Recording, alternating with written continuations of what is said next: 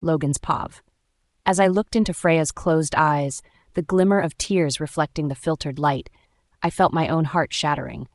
She had been my solace, my mate, the woman who had changed my life with her laughter and her courage. Now she seemed lost, the ghost of herself drifting further away from me with each passing moment. "Freya," I whispered, my voice hoarse with emotion. "Don't leave me here alone." "I'm tired," she whispered, her voice raw with emotion. "I can't do this." The pain and weariness etched deep lines in Freya's face, her expression hollow and haunted. As I held her, I could feel her slowly slipping away from him, the tendrils of grief and despair enveloping her like a dark fog. "Freya," I murmured, his voice a plea for understanding. "I know you're hurting, but you can't give up. Please, love, let me help you." Freya closed her eyes, the soft hiss of her breath the only reply. My heart sank. My own grief a heavy burden I had to bear alone. "Freya," I whispered, my voice breaking with emotion. "I can't lose you too. Please, love, let me be here for you. You don't have to face this alone. I lost our first pup, lost the second one. I didn't even get to hold him tight, or purr him, or even give him a name." The sound of Freya's sobbing filled the forest, her anguish a wail that tore my heart. I held her tightly, my own tears mixing with hers as I listened to her words, each one a blade that sliced deeper into my soul. "Kia will pay for what he's done," I growled, my wolf stirring within him, a primal roar of rage burning in my chest. "But I need you here, Freya. Please don't give up." Freya's body trembled in my arms, her words a choked whisper. "Life is unfair," I whispered, my voice thick with emotion, "but you make it better." I leaned in to place a tender kiss on Freya's cheek, her skin cool and damp with tears. With a gentle hand, I guided her from the forest, the world around us blurring into a gray haze of despair and loss. When we reached my room, I carefully helped her into the shower, her body limp and lifeless as the water cascaded over us, washing away the grime and sweat of battle. As the warm water ran over us, my hands tenderly traced the contours of Freya's body, seeking to provide comfort and solace in the midst of our shared grief. She stood motionless under the stream, her eyes closed, her thoughts lost in the darkness of her own mind. "I'm here for you, love," I murmured, my lips brushing against her temple. "Always." Freya's chest heaved with a shaky breath, her voice a ragged whisper. "Logan," Freya whispered, her voice breaking. "I don't know how to do this. I don't know how to be strong anymore." My heart ached, the pain of her words slicing through my soul like a knife. "You don't have to be strong, Freya," I murmured, gathering her close to my chest. "Not all the time. It's okay to cry. It's okay to hurt. Let me carry you for a while." I held her tight, her body trembling in my arms as her tears mingled with the water that fell over us. The silence of the bathroom echoed with the sound of our shared sorrow, the steam from the shower enveloping us in a cocoon of warmth. After a long moment, Freya pulled away, her eyes meeting mine with an intensity that both terrified and comforted me. "I need to rest, Logan," she said, her voice strong but weary. "Of course," I replied, pulling the shower lever to shut off the water. "I'll carry you to bed." Wrapping her in a towel, I carried Freya into the bedroom, the weight of her body a reminder of the burden we now shared. As I laid her down on the soft sheets, she closed her eyes, the exhaustion of grief pulling her under like a heavy tide. Sitting on the edge of the bed, I traced a gentle finger over the smooth curves of her cheek. "Sleep, my love," I whispered, the words a prayer and a benediction. "I'll be here when you wake." Hours passed as I sat by Freya's side, watching over her as she slept. Her chest rose and fell with steady, rhythmic breaths, the steady cadence of her heart a comfort in the darkness. In the quiet of the room, my thoughts turned to the pack, to the loss we had suffered. I have had enough, and it was time to play dirty. Days passed in a blur, Freya's sleep deepening into a heavy, dreamless slumber as I tended to the needs of the pack. Rumors trickled in like raindrops, each one a fresh drop of despair. Kia had fled, his army in disarray, his whereabouts unknown. But the stain of his treachery lingered, a blight upon our pack that seemed impossible to erase. And as I stood on the hill overlooking our pack's territory, the sorrow that had been my constant companion since the battle returned with a renewed force. Freya's safety became my top priority, her delicate state of mind a constant worry. I assigned my most trusted guards to watch over her, their presence a silent but reassuring shadow as she moved through the pack house and its grounds.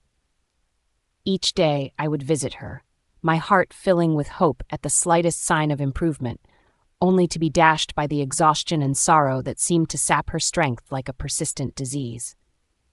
But despite the darkness that enveloped our pack, I clung to the flickering hope that with time we might heal. In the last attack, a lot of families lost their loved ones, and the grief was everywhere. I hated it. I loved when my people were strong and happy. We will get back there. It's just a little matter of time. Author's POV. The setting sun bathed the Silverfang riverbank in a crimson glow, the water reflecting the blood-red sky. Kia stood before a young lady, his smile a wicked slash across his face. "What do you mean by that?" The lady trembled, her fear palpable as she stuttered her response. I am loyal to my Alpha and Luna," she said, her voice quavering. Kia chuckled, a low, sinister laugh that sent a chill down the woman's spine. "Loyalty is such a foolish concept, don't you think?" he purred, his eyes gleaming with malice. The woman shivered, her eyes fixed on Kia, her voice thin and tremulous. I don't understand." "Of course you don't," Kia drawled, his smile widening. "But I'm not here to explain things to you, my dear. No, I'm here to make a request, and if you value your life, you'll listen closely." The woman nodded, her body quaking with terror. Kia leaned in closer, his words like the hiss of a snake. Kia's lips brushed against her ear, his voice a seductive whisper that slithered into her mind. "You will help me capture Freya, whether you want to or not," he purred, the menace in his words unmistakable. Erica shook her head, her voice a tremulous plea. "Please, don't make me do that," she begged, her eyes wide with fear. Kia chuckled, his grin widening. "Tsk, tsk, tsk," he chided, his eyes glittering with mischief. "Don't think of yourself as a traitor, dear Erica," Kia continued, his tone almost coaxing. "Think of yourself as my little agent. After all, Logan and Freya have been so blind to your talents, haven't they?" Erica's shoulders slumped in defeat, her gaze falling to the ground. They've been good to me," she whispered, her voice breaking. Kia cocked his head to the side, his smirk twisting into a cold, calculating smile. Kia's smile turned predatory, his eyes flashing with the promise of violence. "You will lead Freya to the old science museum," he commanded, the threat in his words unmistakable. "And you will convince her to come with you? She's grieving, isn't she? She'll jump at the chance to escape the pack house and her pain." Erica's shoulders sagged under the weight of her burden, her eyes glistening with unshed tears. "Please," she begged, her voice a whispered plea. I can't betray them." Kia's eyes narrowed, his smile fading into a thin line of malevolence. "You will do as I say, or I will kill your father and your sisters," he hissed, his voice like a knife's edge. Erica gasped, her face draining of color. "Please, my family. They've done nothing wrong," she pleaded, her voice shaking. "Their innocence is of no consequence to me," Kia sneered, his finger tracing a slow, cruel line down her cheek. "They will die unless you cooperate." Erica trembled, her hands clenched into fists at her sides. She knew she had no choice, not if she wanted her family to live. With a slow, shuddering breath, she nodded, her eyes averted. I'll do it," she whispered, her words heavy with shame and fear. Kia smiled, his face cold and cruel. "Good girl," he purred, his voice oozing triumph. "I knew you would see the reason, and when you have succeeded, your family will be spared." Freya sat before her dressing table, her fingers absent-mindedly running through her hair as Erica brushed it gently. The silence hung heavy in the air, the familiar routine a comfort to Freya even as her heart ached with grief. But as she caught Erica's reflection in the mirror, she sensed something was off. The maid's face was pinched and pale, her movements jerky and nervous. "Erica?" Freya asked, her voice soft. "Is something wrong?" Erica's smile was a thin, forced mask, but Freya seemed oblivious, nodding and gently running her fingers through her hair. "You must be bored being in the pack house all day," Erica ventured, her voice tentative. "So bored," Freya laughed, letting the brush fall from her fingers. "You have no idea." Erica's heart skipped a beat, her nerves flaring. This was her chance, her opportunity to lure Freya into the trap. "My lady, perhaps we could go for a walk? Just the two of us." "Well, what do you have in mind?" Freya inquired, her curiosity piqued. Erica's smile widened, the prospect of a successful mission giving her newfound confidence. "There's an old science museum, my lady," she said, her tone conspiratorial. "It's called the Enigma. It's not far from the Packlands. It houses many historical werewolf artifacts." Freya's eyes widened, a spark of excitement flickering in their depths. "Wait, you're talking about the Enigma?" she exclaimed, her tone suddenly eager. "Yes, Luna, that one." "I have always heard about it since I was a little baby," Freya mused, a wistful smile playing on her lips. "My mom talked a lot about it." "She's late, isn't she?" Erica asked, her tone sympathetic. Freya's smile faltered, the memory of her mother bittersweet in her mind. "She's been gone a long time," she murmured. "I was still a baby when she passed, but I still remember the way she smelled, her laughter." Erica nodded sympathetically, sensing an opening. "That's beautiful, my lady," she said, her voice gentle. "And perhaps visiting the Enigma could be a way to honor her memory? Maybe you'll find something there that she would have loved to see." Freya hesitated, her eyes distant as she considered Erica's suggestion. "Maybe," she murmured, her voice trailing off. "My lady, I know you've been through so much recently," Erica pressed, her voice earnest. "But I think going to the Enigma could be good for you. It could be a chance to escape the pack house for a while, to remember your mother. And besides, don't you deserve a little happiness right now?" Freya's expression softened, her gaze becoming more resolute. "You're right," she said, a smile tugging at the corners of her lips. "I'll ask the Alpha if we can go." Erica beamed, her face alight with triumph. "I'm sure he'll understand, my lady," she said, her tone confident. "After all, you've been through so much. You deserve this." With a renewed sense of purpose, Freya stood and smoothed out her dress, her fingers dancing over the fabric. "Very well. I will get back to you." Freya's pav. I stood before Logan, my nerves frayed like a tattered banner. "I want to go to the Enigma, the science museum," I said, my voice small but determined. His brow furrowed, his expression tinged with concern. "Freya, are you sure that's a good idea? You've been through a lot, and you're still recovering." I took a deep breath, steadying myself.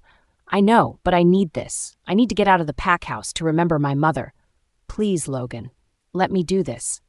"Your mother?" Logan echoed, his voice gentle. "She used to talk about the Enigma?" I nodded, the memory of her voice bringing a bittersweet ache to my heart. "Yes, she was fascinated by history, by our heritage as werewolves, and she always talked about visiting the Enigma someday." Logan's expression softened, understanding dawning on his face. "Freya," he said, his voice laced with sympathy, "if this will help you heal, then of course you can go. Just be careful, okay?" "Thank you, baby," I whispered, my lips brushing against his in a tender kiss. But Logan's grip tightened, pulling me closer. "You'll have to take your personal guard with you," he said, his voice firm. "All 10 of them?" I protested, my eyes widening in surprise. "Logan, that's not fair. I need some space." Logan's gaze was unwavering. "I can't risk your safety, Freya. You're still vulnerable, and until we've dealt with Kia, I won't take any chances." "But Logan," I began, my protest cut off by his insistent finger against my lips. "No buts, Freya," he said, his voice brooking no argument. "You'll take your guards with you." I frowned, stubbornness rising within me. "Fine. 1 guard can come." Logan shook his head, his expression stern. 5. 1, I insisted, my eyes narrowing in defiance. 2, he countered, his tone resolute. 2, I finally conceded, my shoulders slumping in reluctant agreement. "I'll be going with Erica," I said, turning towards the door. But Logan's voice stopped me in my tracks. "Are you sure you don't want me to come with you?" he asked, his eyes searching my face. I smiled, but the sadness in my eyes betrayed my true feelings. "I'd prefer if you stayed here, Alpha," I said, my voice steady despite the ache in my heart. "The pack needs you." Logan chuckled, a humorless laugh that belied his own pain. As Logan finally relented, a sense of relief washed over me, mingling with the bittersweet taste of grief. I nodded my thanks, but our eyes held a deeper understanding, the weight of our shared loss and the sorrow that lingered between us. And with that, I turned and headed for the car, Erica waiting patiently at the wheel. The sun was bright as I slid into the seat, the early morning light a balm against the shadows that seemed to follow me wherever I went. With 2 guards in tow, I slid into the car, my breath catching as Erica started the engine. The drive was a blur of trees and winding roads, the forest a green tunnel that seemed to swallow us whole. I stared out the window, my thoughts tumbling like a waterfall, the grief within me a heavy presence, even in the peaceful tranquility of the morning. Erica glanced at me, her eyes flickering with a secret knowledge that I couldn't quite place. But I said nothing, letting the silence stretch between us as we drove further into the forest. As the car came to a stop, I gasped, my breath catching in my throat. Before me stood a grand, imposing structure, its walls of white marble rising like the monoliths of ancient civilizations. "The Enigma," Erica murmured, her voice hushed in the morning air. I stepped out of the car, my heart pounding as I took in the sight before me. The museum's walls seemed to radiate with a sense of history and power, each stone etched with the memories of those who had come before. The guards flanked me, their presence a reminder of the dangers that lurked beyond the sanctuary of the Packlands. But for a moment, I forgot them, lost in the wonder of the place before me. "My lady," one of the guards said, his voice respectful but firm, "shall we proceed?"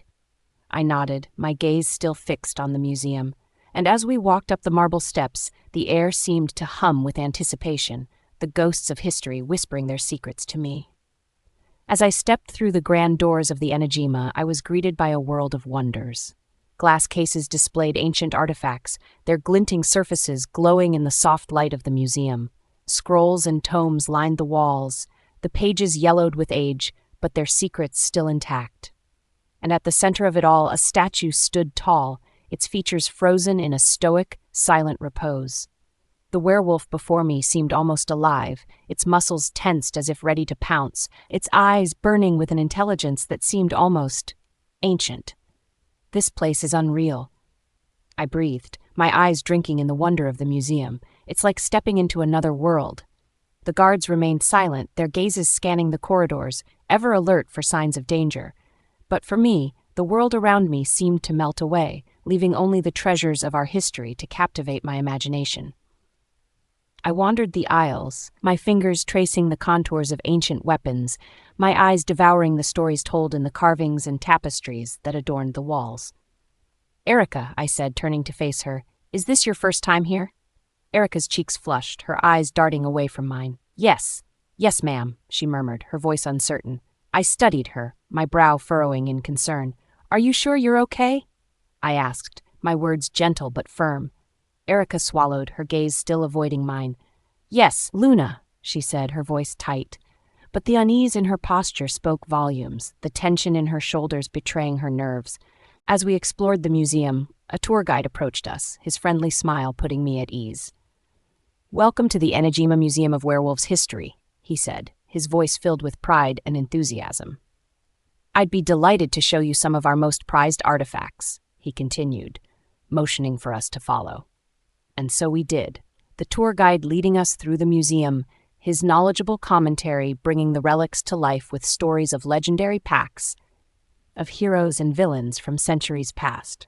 After marveling at the artifacts, I felt the need to step away for a moment, a chance to compose myself and clear my thoughts. "I'll be back in a moment," I told the guards, my hand resting on my stomach. "I'm just going to the ladies' room."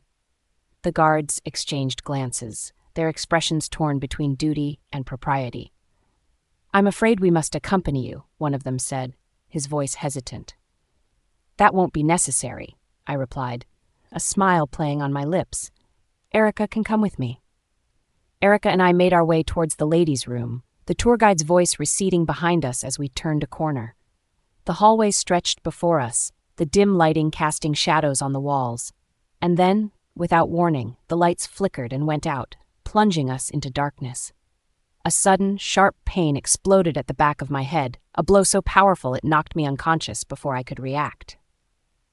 I collapsed to the floor, my body limp and defenseless. Erica's voice rose in a strangled cry, but it was too late. "Freya's Pav." I blinked, the world around me swimming in and out of focus. As my eyes adjusted to the darkness, I realized I was no longer at the museum. The cold stone floor beneath me, the stale air, it all suggested I was in a dungeon of some kind. My head throbbed, the pain from the blow still lingering. But as I sat up, the sounds of muffled voices drifting through the air caught my attention. She should be waking up any moment now. The voice was smooth, the cold arrogance unmistakable. Kia. I attempted to rise, my limbs heavy and uncoordinated.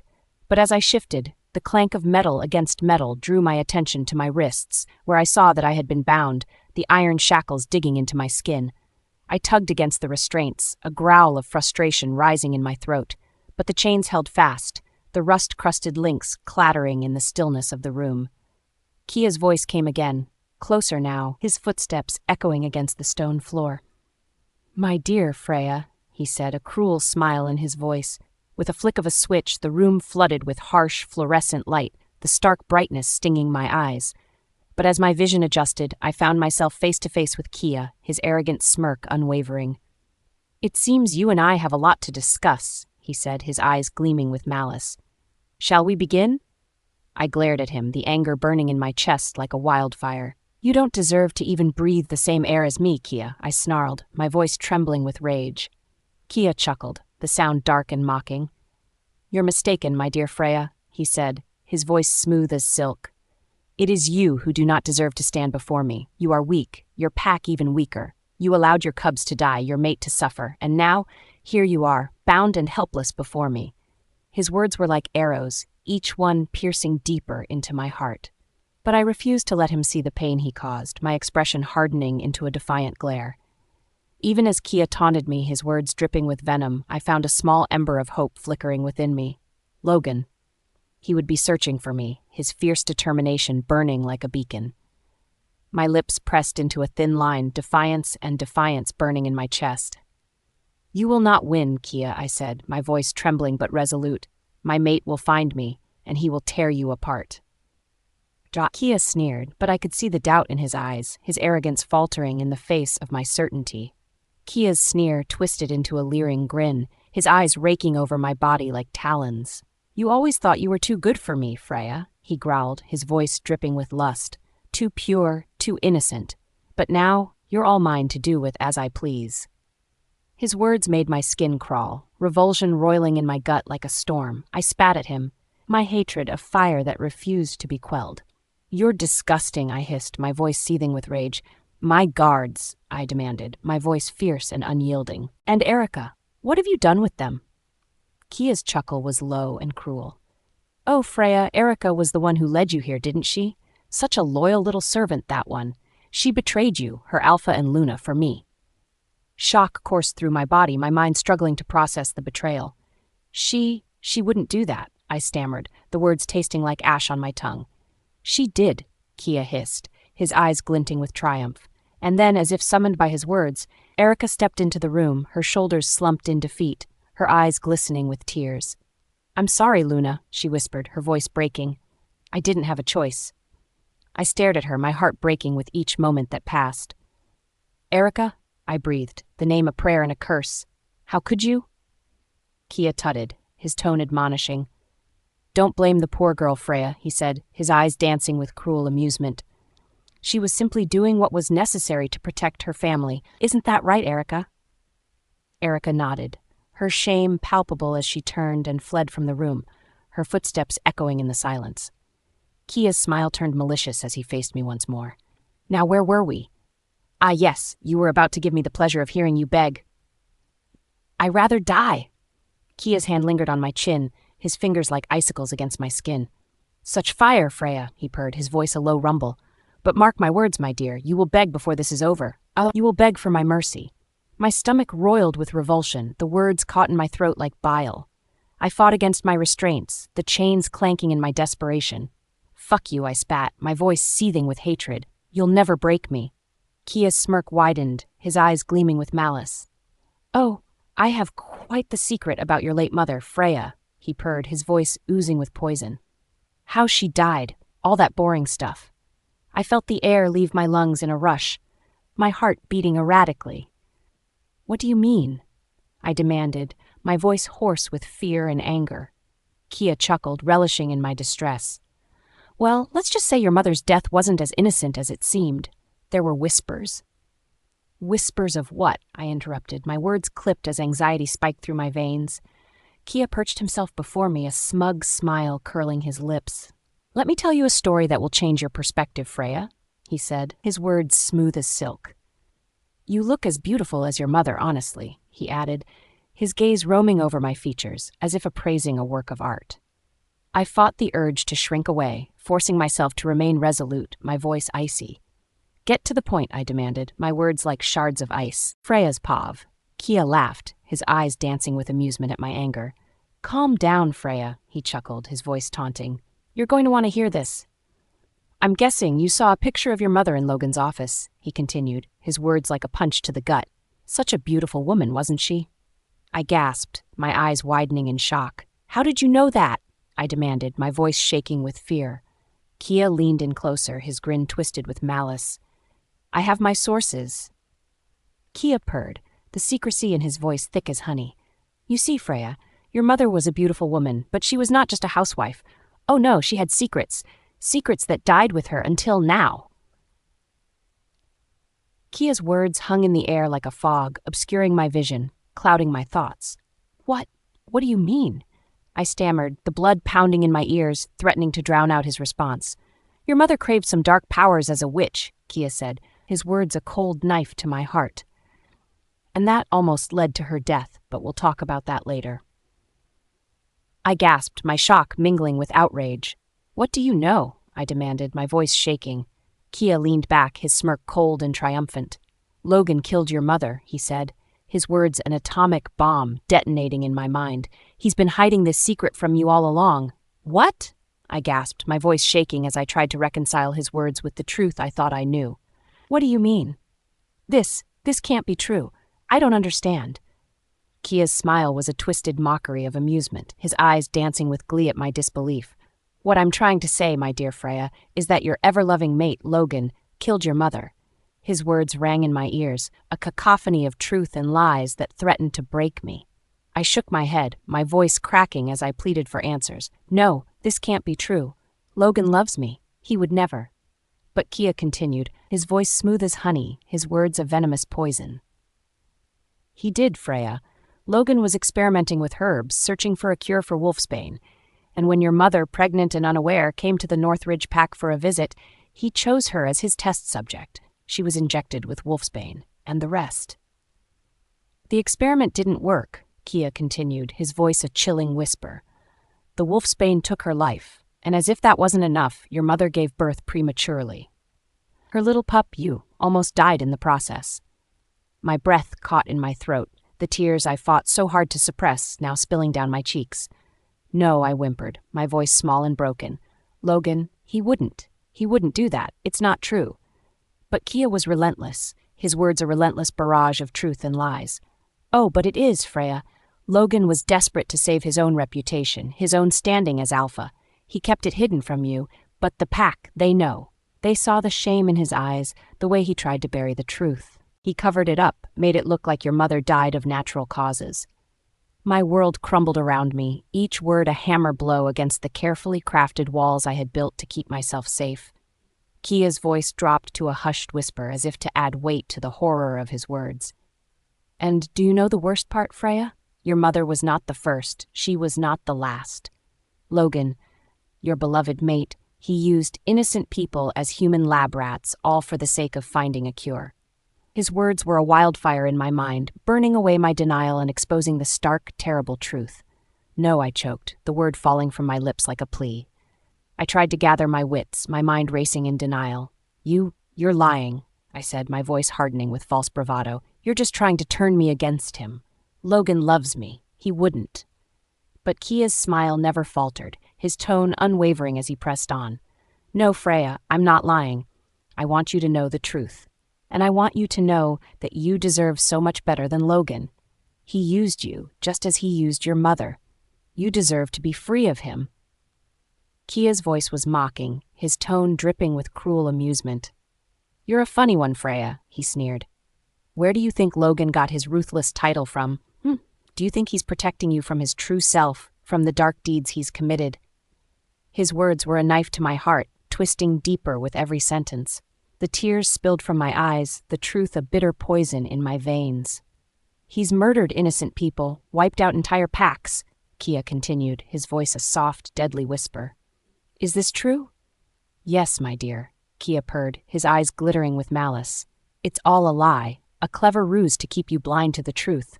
Logan is a wolf in sheep's clothing, and one day, Freya, he will show you his true colors. He will hurt you just as he hurt your mother. I shook my head, the pain of his words almost too much to bear. Fuck you, I spat, my voice raw with fury.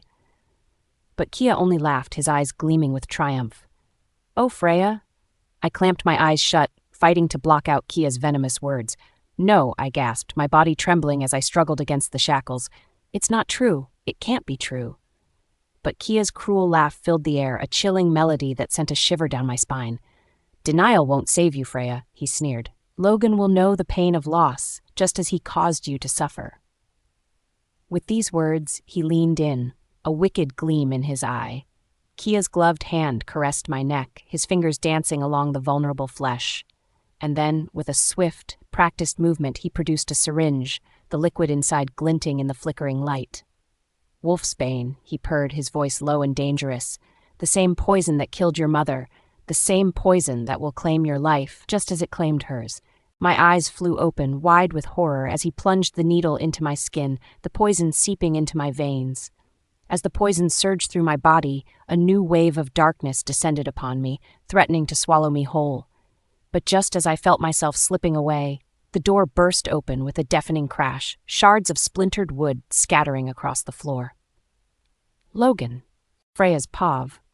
There stood Logan, his eyes a burning, furious red, his chest heaving with rage. His wolf was at the surface, ready to tear Kia limb from limb. You, Logan snarled, his voice a dangerous rumble. What have you done to her? Kia smiled, an expression of pure, unfettered malice.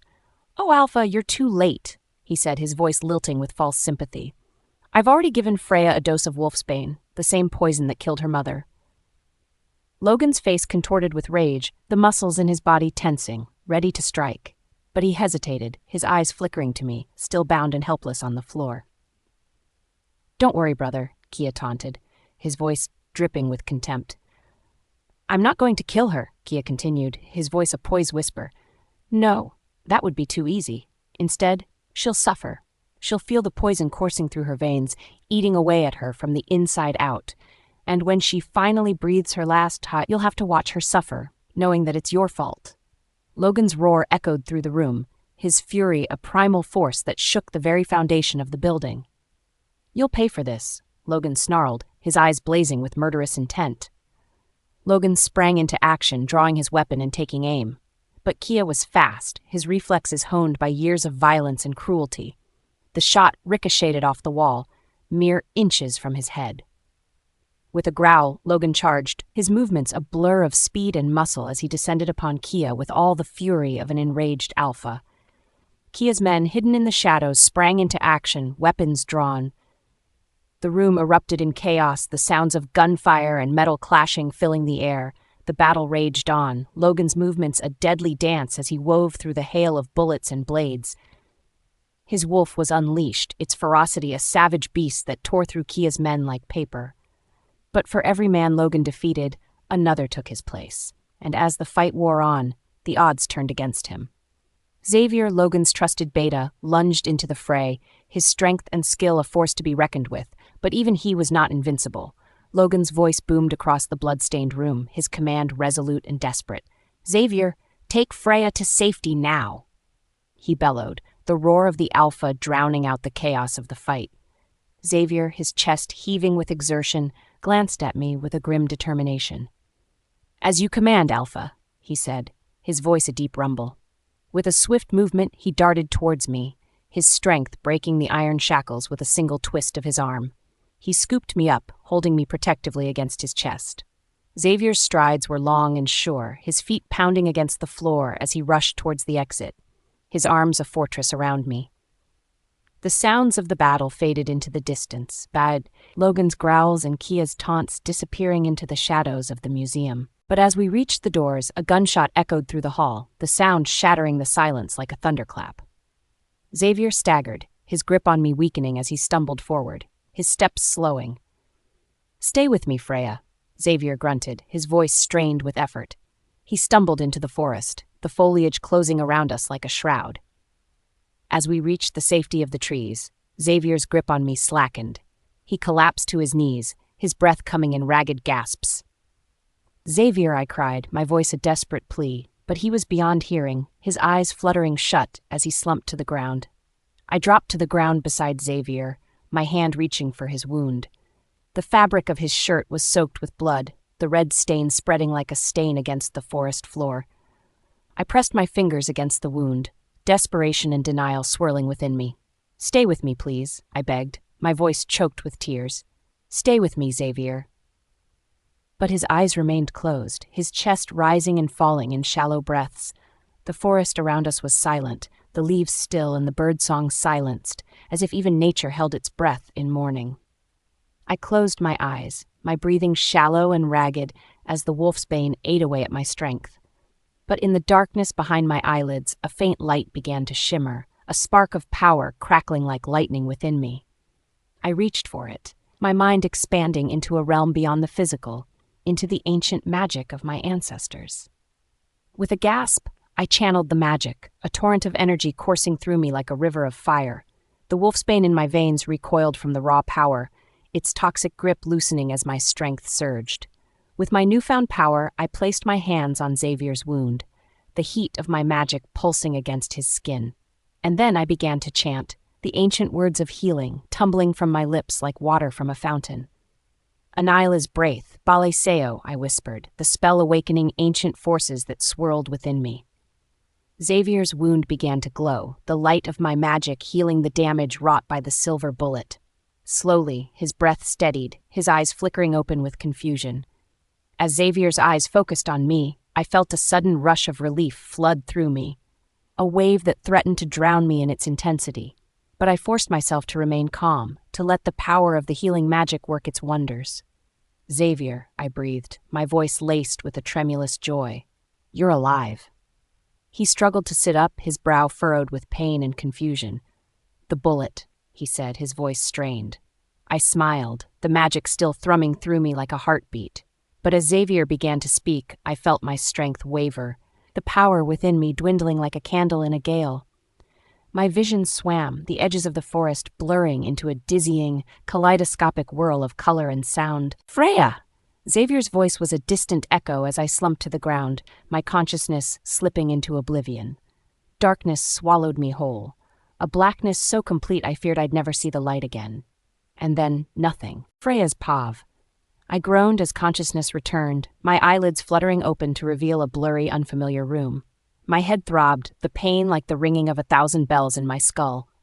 I blinked, my vision slowly focusing on the cool white walls and the pristine sheets that cradled me. My limbs felt heavy, sluggish as I tried to move. "Logan," I whispered, my voice hoarse and barely above a whisper. But the room was silent, the silence as oppressive as the darkness had been. As I lay there, immobile and confused, my mind began to sift through the fragments of memory that lingered like smoke in the fog of my mind. The museum, the betrayal, the fight, Xavier, and then nothing. I squeezed my eyes shut, fighting to recall more, but the more I struggled, the more elusive the memories became, slipping through my grasp like water through fingers. The sound of footsteps in the hall jolted me from my thoughts, and I turned my head, my eyes widening in recognition. Logan stood in the doorway, his expression a mixture of relief and surprise. He crossed the room in 2 strides, falling to his knees beside the bed. "Freya," he murmured, his voice thick with emotion. "Thank the goddess, you're awake." His arms wrapped around me, pulling me close, and I nestled into his embrace, finding comfort in the warmth of his chest. "How long have I been out?" Logan held me tighter, his voice trembling as he answered.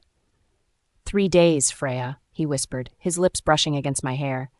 "You've been unconscious for 3 days. After we rescued you from Kia, we brought you home. But you were so weak. I was so afraid." His voice faltered, the words catching in his throat, and I could feel the tremors of his body, the remnants of fear and anguish. "Kia drugged me, Logan," I said, my voice little more than a hoarse whisper. "I know." Logan's lips pressed against my forehead, his touch a small comfort in the midst of pain and loss.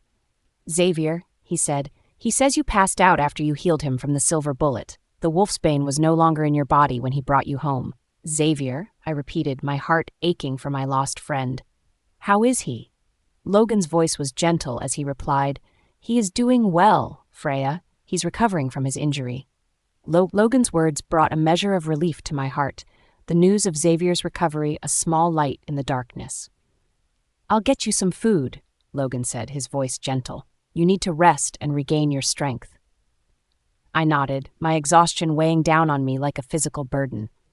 As Logan slipped from the room, the door closing softly behind him, I let myself sink into the softness of the bed, closing my eyes against the ache of loss and grief. As my eyes drifted closed, my mind slipped into the shadowy realm of memory, the words of Kia's confession echoing through the halls of my mind. Logan, my mate, the one I loved and trusted more than anyone. Had he truly betrayed me? Had he been the one to take my mother from me? The bitterness rose in my chest, a choking bile that burned like acid. My heart ached, struggling to reconcile the image of the Logan I knew, the Logan who had held me and loved me, with the monster Kai had painted him to be. The door to my chamber opened and Logan entered, his arms laden with a tray of food.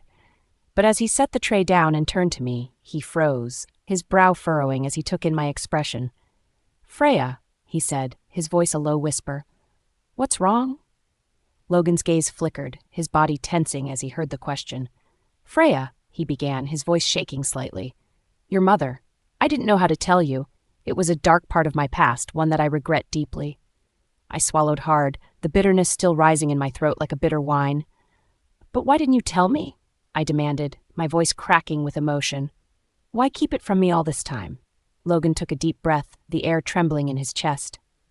"I was young," Logan began, his voice tight with emotion, "and foolish. I thought that if I could find a cure for wolfsbane, I could protect our pack. And your mother, she was vulnerable, and I took advantage of that. But the experiments, they went too far, and I couldn't save her.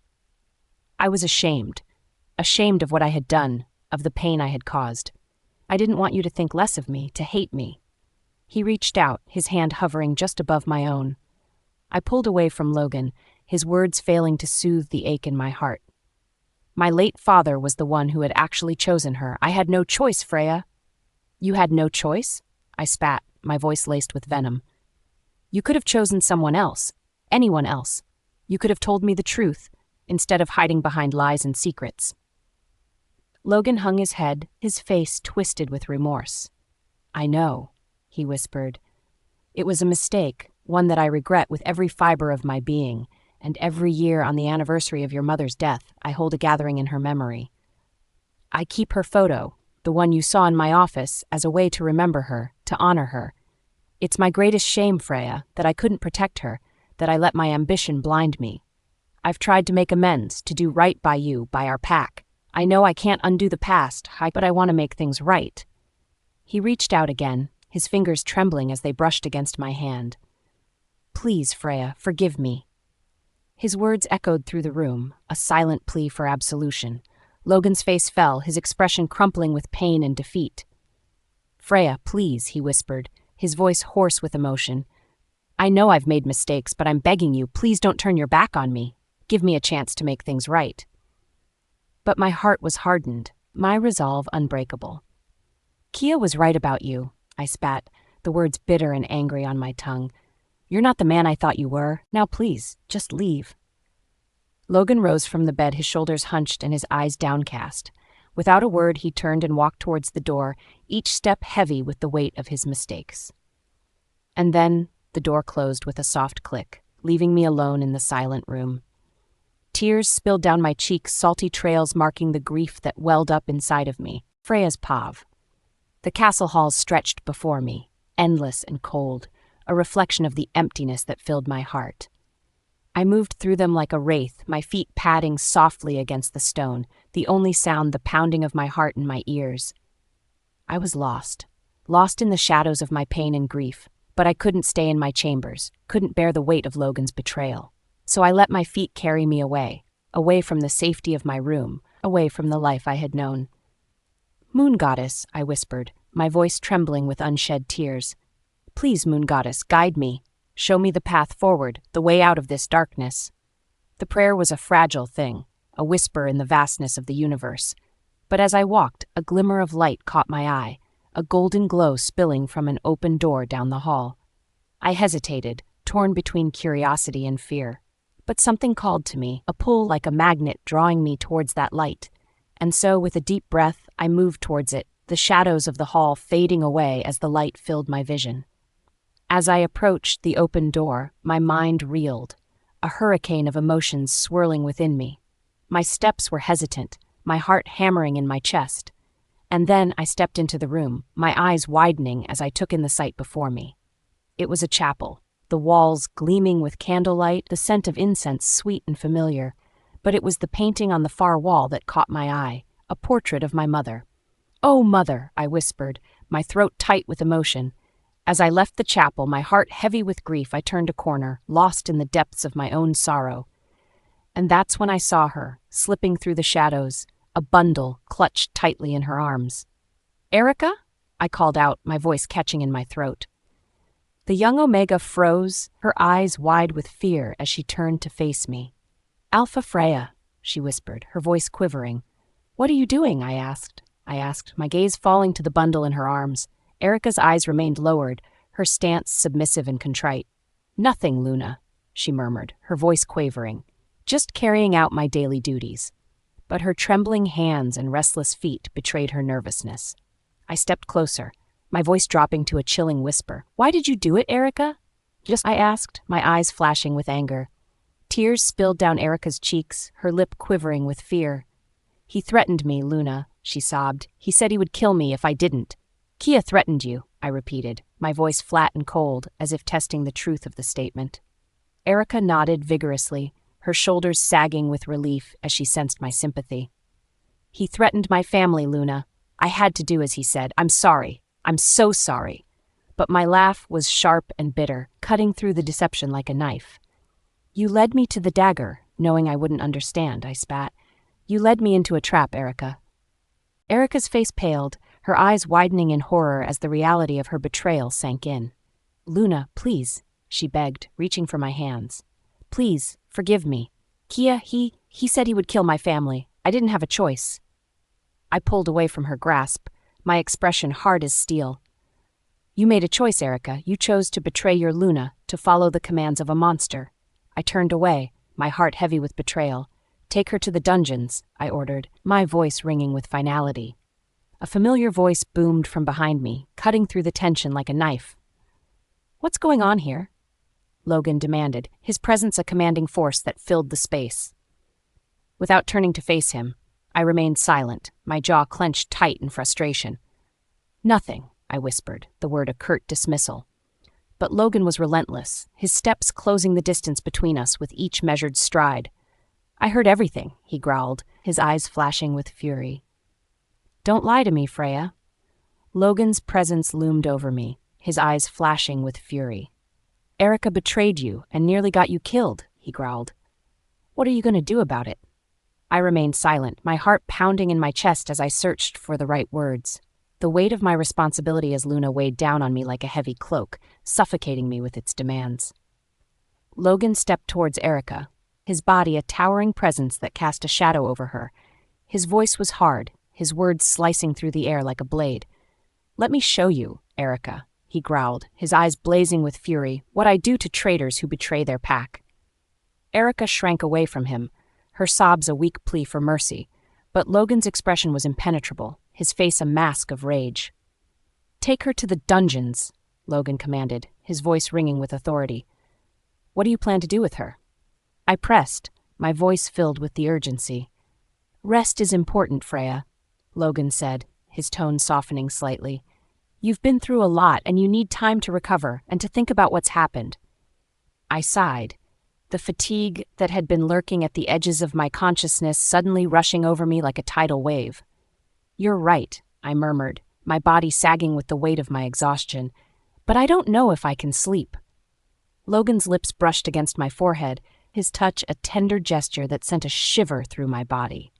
"Go now," he commanded, his voice turning cold, as if a switch had been flipped. I retreated without a word, my mind reeling with the weight of everything that had happened. But as I walked back to my chambers, I knew that this wasn't over. Erica would face justice. And I didn't like the sound of that. Freya's pav. I have been all cooked up in my room all day, and it was becoming exhausting. As I pushed open the doors to my chambers, the familiar sight of the pack guards filled the hallway. "Where is Logan?" I asked, my voice crisp with authority. One of the guards stepped forward, his expression solemn and respectful. "He is attending to pack business, ma'am," he replied. Nodding my acknowledgement, I turned to leave, but the moment I took a step, 2 guards moved to block my path. Confusion and frustration warred within me as the guards stood firm, their stances unwavering. "What is this about?" I demanded, my voice rising in anger. "I am the Luna, and I demand to know why you are blocking my path." The guards exchanged glances, their silence a heavy wall of defiance. I could feel my magic simmering beneath my skin, but I fought to keep it contained. This was not the time for violence. Suddenly, a crackle of electricity filled the air, and my body convulsed in agony as shocks surged through my body, dropped me to my knees. I gasped for breath, my body spasmed with each pulse of the magical energy that coursed through my veins. The guards stood above me, their faces impassive, their weapons raised. "I'm sorry, Luna," one of them said, his voice devoid of remorse. "The Alpha has ordered that you be placed under house arrest until further notice." My vision swam, my mind reeling from the betrayal and shock of it all. "Logan," I choked out, struggling to draw breath. Why would he do this? With a sudden burst of strength, I broke through the guards' grip, their stunned expressions fueling my fury as I charged forward. I burst through the front doors of the pack house, only to be met with a scene of chaos. I had no idea that when I was inside, Logan immediately took hold of Erica, tied her to his car, and drove around the entire town till her skin was peeled off her body before dumping her in the middle of the town for everyone to see. The square was silent, the kind of silence that suffocates you. I could feel the cold bite of the night against my skin, but it was nothing compared to the icy chill spreading through my chest. My eyes were locked on Erica's lifeless, mangled body sprawled in the center of town. I wanted to look away, but I couldn't. The air stank of blood and burnt rubber, and bile rose in my throat. This couldn't be real. It couldn't. "How could you?" I whispered, though my voice grew louder as I turned to face him. "How could you do this?" Logan stood a few feet away, the frayed end of a rope still clutched in his hand. He didn't flinch, didn't look away. His face was cold, unfeeling, like he'd done nothing more than crush a bug underfoot. "She betrayed you," he said simply, as if that justified everything. I felt like I'd been slapped. "That doesn't make this right," I snapped, my voice trembling. "I never asked you to kill her, Logan. I wanted her gone, yes, but banished, not." I gestured helplessly toward the bloodied heap that used to be Erica. "Not this." "She would have come back," he said, his tone as steady as a stone wall. "People like her don't stop, Freya. I couldn't risk it." I shook my head, backing away from him. "Risk it? You tortured her, Logan. You tied her to your car and dragged her through the streets like she was nothing." My stomach churned, the memory of her screams still fresh in my mind. "You didn't have to do this." Logan stepped closer, his voice low and calm, like he was trying to reason with me. "I did what I had to do to protect you. She was a threat, Freya. She led them to you. She would have hurt you again." "Protect me." My voice broke, my hands clenching into fists at my sides. "This isn't protection, Logan. This is—" My breath hitched. "This is monstrous." His expression softened, but only slightly. "I did it for you," he said, his tone almost pleading. "Because I love you. Don't you see that?" I froze, his words hitting me like a punch to the gut. "You call this love?" I whispered, my voice shaking. "What kind of love looks like this?" Logan's jaw tightened, his eyes narrowing. "The kind that doesn't let anyone hurt you," he said firmly. "I love you, Freya. I'd do anything for you, anything to keep you safe." Safe. The word echoed in my mind, twisting and warping until it didn't even sound real anymore. I stared at him, searching his face for any sign of regret, of remorse. But there was nothing, just the same cold, unyielding resolve. "You're not protecting me," I said, my voice barely above a whisper. "You're controlling me. You're controlling everything." Logan flinched, but only for a moment. "Freya, you don't understand," he said, stepping closer. "This town, these people, they don't care about you the way I do. They won't protect you like I do. You are a monster." Logan turned to face me, his eyes hard and unyielding. "A monster, Freya," he growled, the word like a dagger thrust into my chest. Perhaps I am. But this monster loves you, Freya, he continued, his voice raw with emotion, and I will do whatever it takes to protect you, even if it means bathing in the blood of our enemies. If you cannot see that, then perhaps you do not deserve to be my Luna. His words hung in the air like a cloud of smoke, choking out any possibility of reconciliation. My steps echoed through the quiet night, each footfall a punctuation mark to my declaration of independence. I am done with you, I shouted over my shoulder, my voice breaking with emotion. Leave me alone, Logan. But as I walked, I could feel his presence behind me, his footsteps matching mine, his stubborn refusal to let me go. Freya, he called after me, his voice desperate and pleading. Freya's pav. Reaching the doors to my chamber, I grasped the handle and yanked it open, my fingers trembling. My heart hammered in my chest, a wild, erratic rhythm that refused to settle. I stepped inside, desperate to slam the door closed behind me, to block him out, to silence his voice and the chaos spinning in my mind. But as I pushed the door shut, it jammed against resistance. His foot. Freya, please, Logan said, his voice hoarse with desperation. He pushed the door back open, forcing himself into the room. Don't shut me out. I love you. We can fix this. I stumbled back, my spine hitting the wall as he stepped inside. My breath came in sharp, uneven gasps as I tried to hold on to the small fragments of control I had left. You don't love me, Logan, I spat, my voice trembling with fury and heartbreak. You love what I represent, your perfect little possession. That's not love. His eyes darkened, his chest heaving as he took a step toward me. I fucking love you, Freya, he said, his voice raw, almost guttural. Don't you dare tell me I don't. I love you like my life depends on it. I tried to step away to put more distance between us, but his hand shot out, gripping my waist with an intensity that made my skin prickle. He dragged me to him, pulling me flush against his chest. His body was solid, unyielding, and it made me feel like a bird trapped in a cage. I lose my goddamn mind when you're in danger, he said, his voice breaking. Do you even understand that? Do you know what it does to me to see you hurting? I tried to push against him, my hands pressed against his chest, but he didn't budge. Let me go, Logan, I said through gritted teeth, my voice laced with anger. I'm not letting you go, he growled. Not now. Not ever.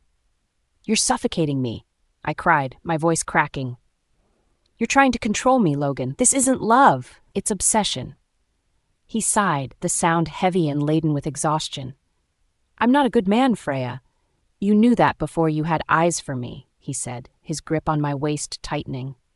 I've never pretended to be something I'm not. I'm ruthless. I'm cruel. But I'll burn the whole fucking world to the ground if it means I get to hear you say my name.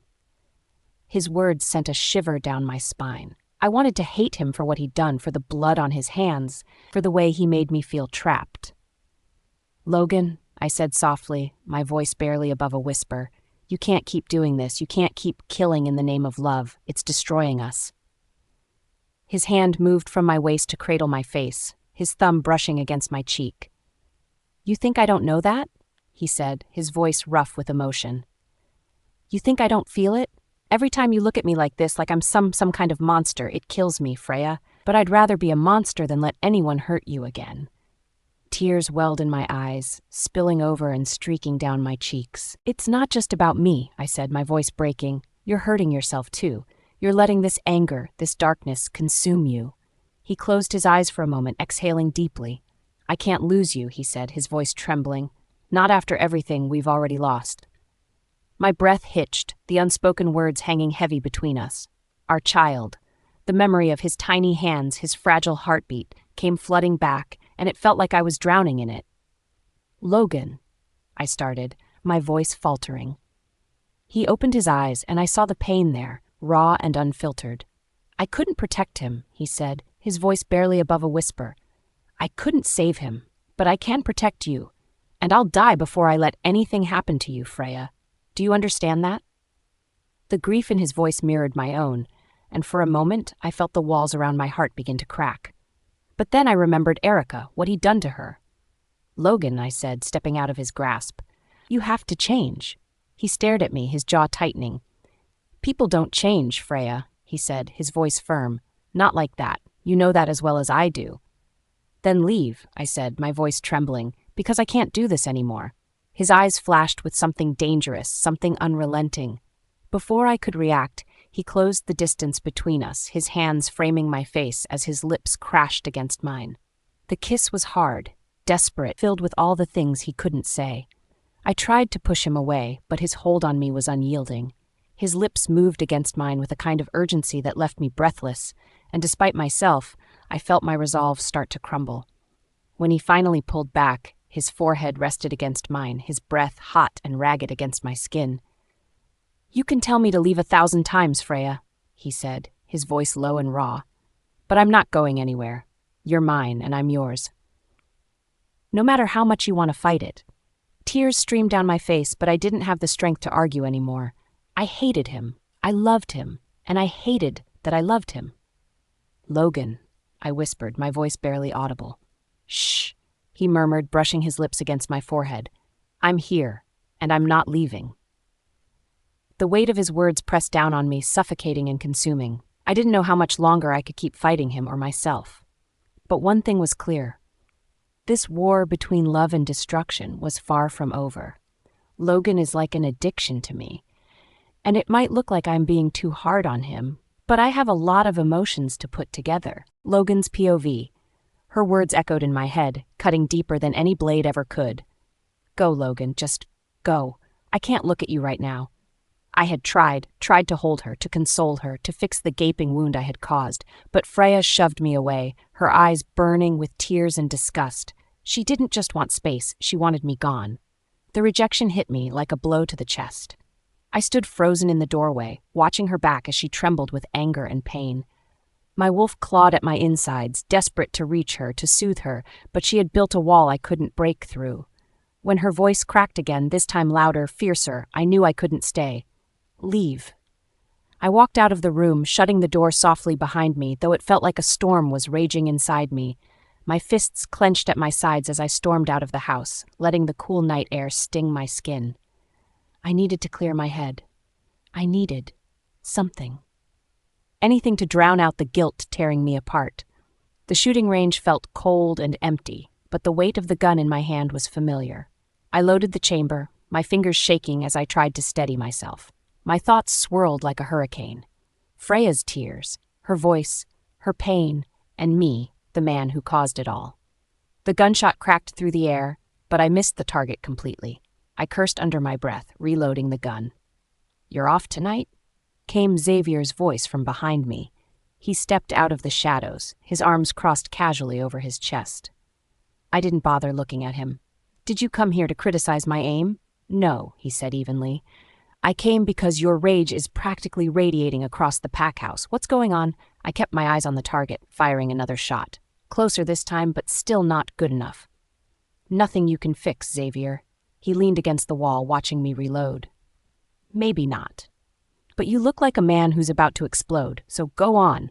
Get it off your chest." The words spilled out before I could stop them. "I don't know how to make her happy." I fired another shot, hitting the target dead center this time, but it didn't bring me any relief. I lowered the gun, my shoulders sagging. Everything I do seems to make it worse. I keep trying to protect her, to love her, but she hates me for it. Xavier tilted his head, his expression thoughtful. "Are you asking me how to make her happy, or how to fix the damage you caused?" His words hit harder than I expected, but I didn't deny them. I set the gun down, my hands trembling as I ran them through my hair. "Do you think she knows who I really am? The side of me I've tried to hide from her?" Xavier stepped closer, his voice calm but firm. "You've protected her too much, Logan.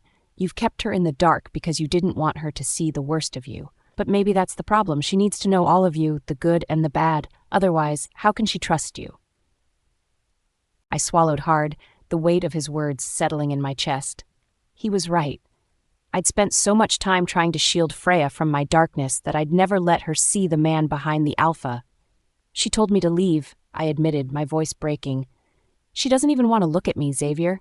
How the hell do I come back from that?" Xavier clapped a hand on my shoulder. "You start by calming down.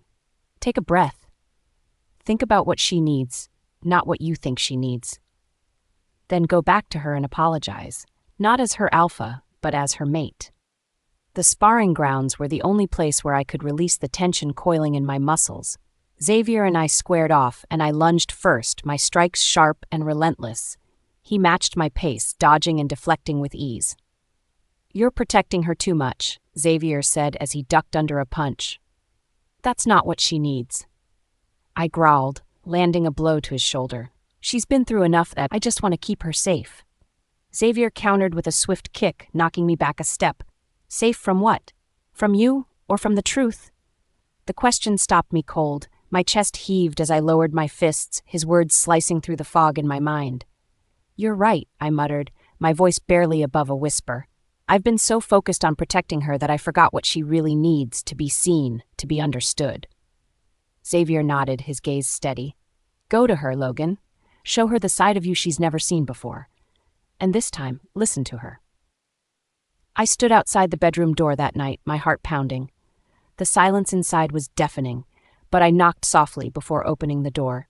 Freya was curled up on the bed, her back to me. Her shoulders were tense, and I could tell she'd been crying. "Freya," I began, my voice trembling. "I'm sorry." She didn't move, but I pressed on, my heart aching with every word. "I'm sorry for everything.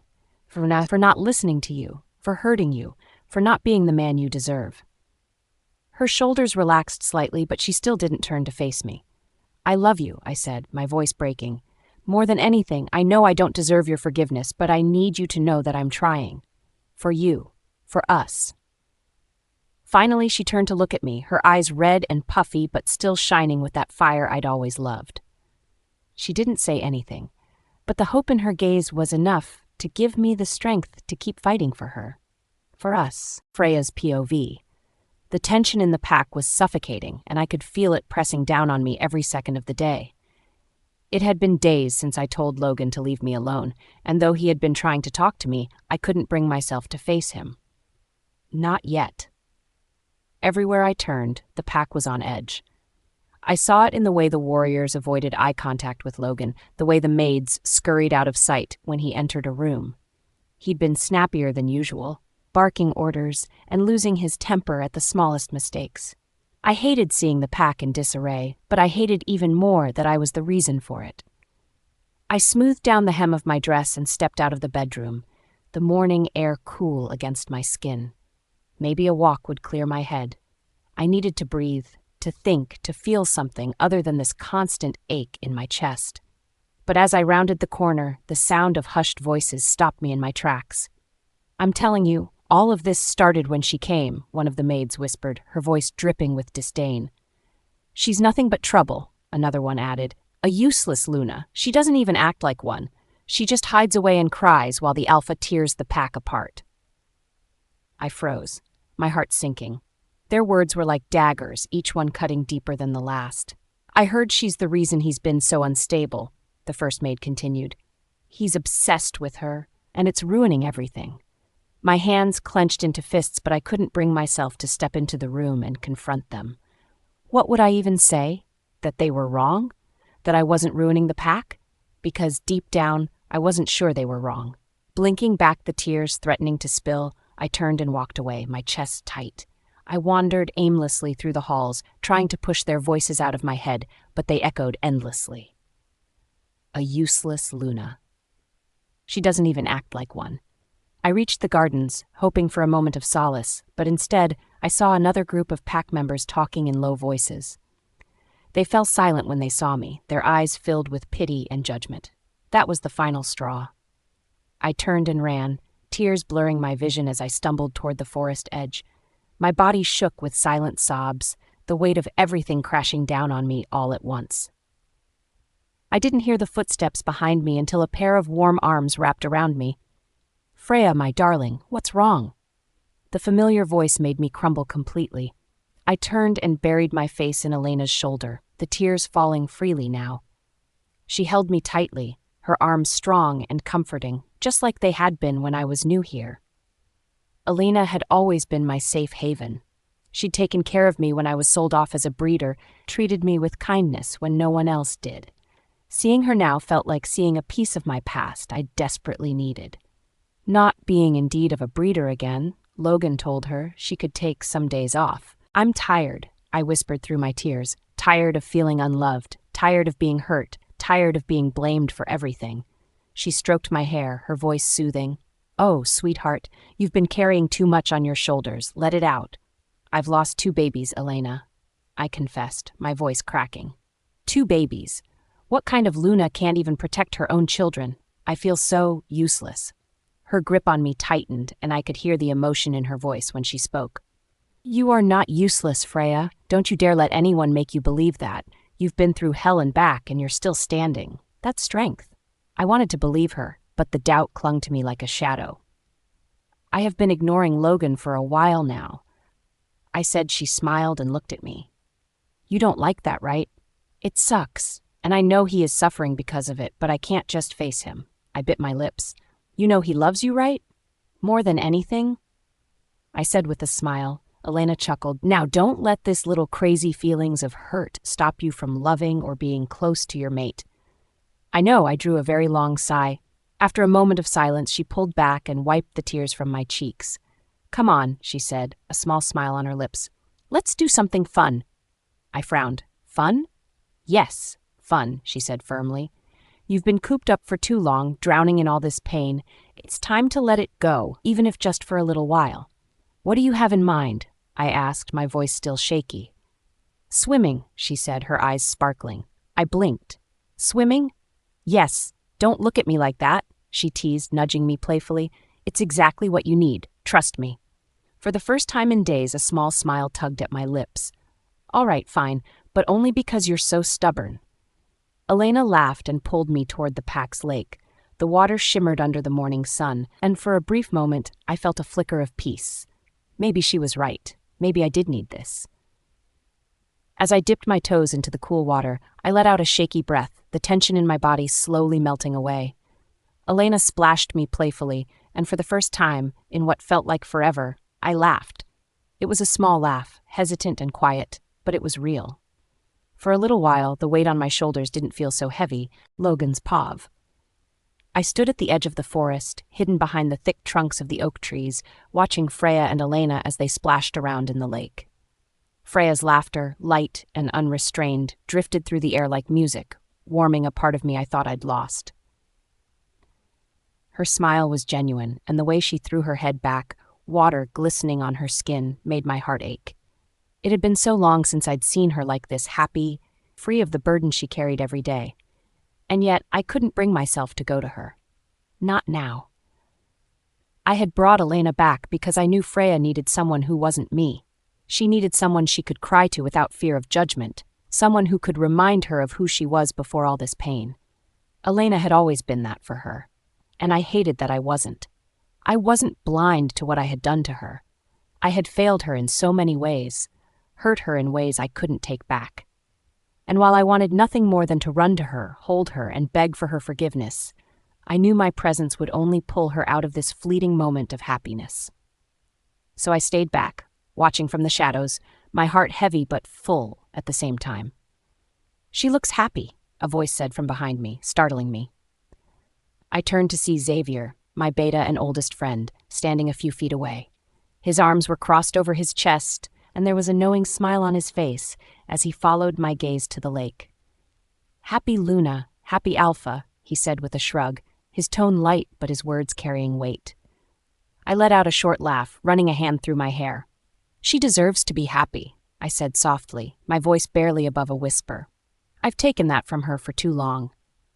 Xavier studied me for a moment, his expression unreadable. "You know, Logan, it's not just her happiness that's been missing. Yours too." I didn't respond. He was right, of course, but I didn't deserve happiness, not after everything I had done.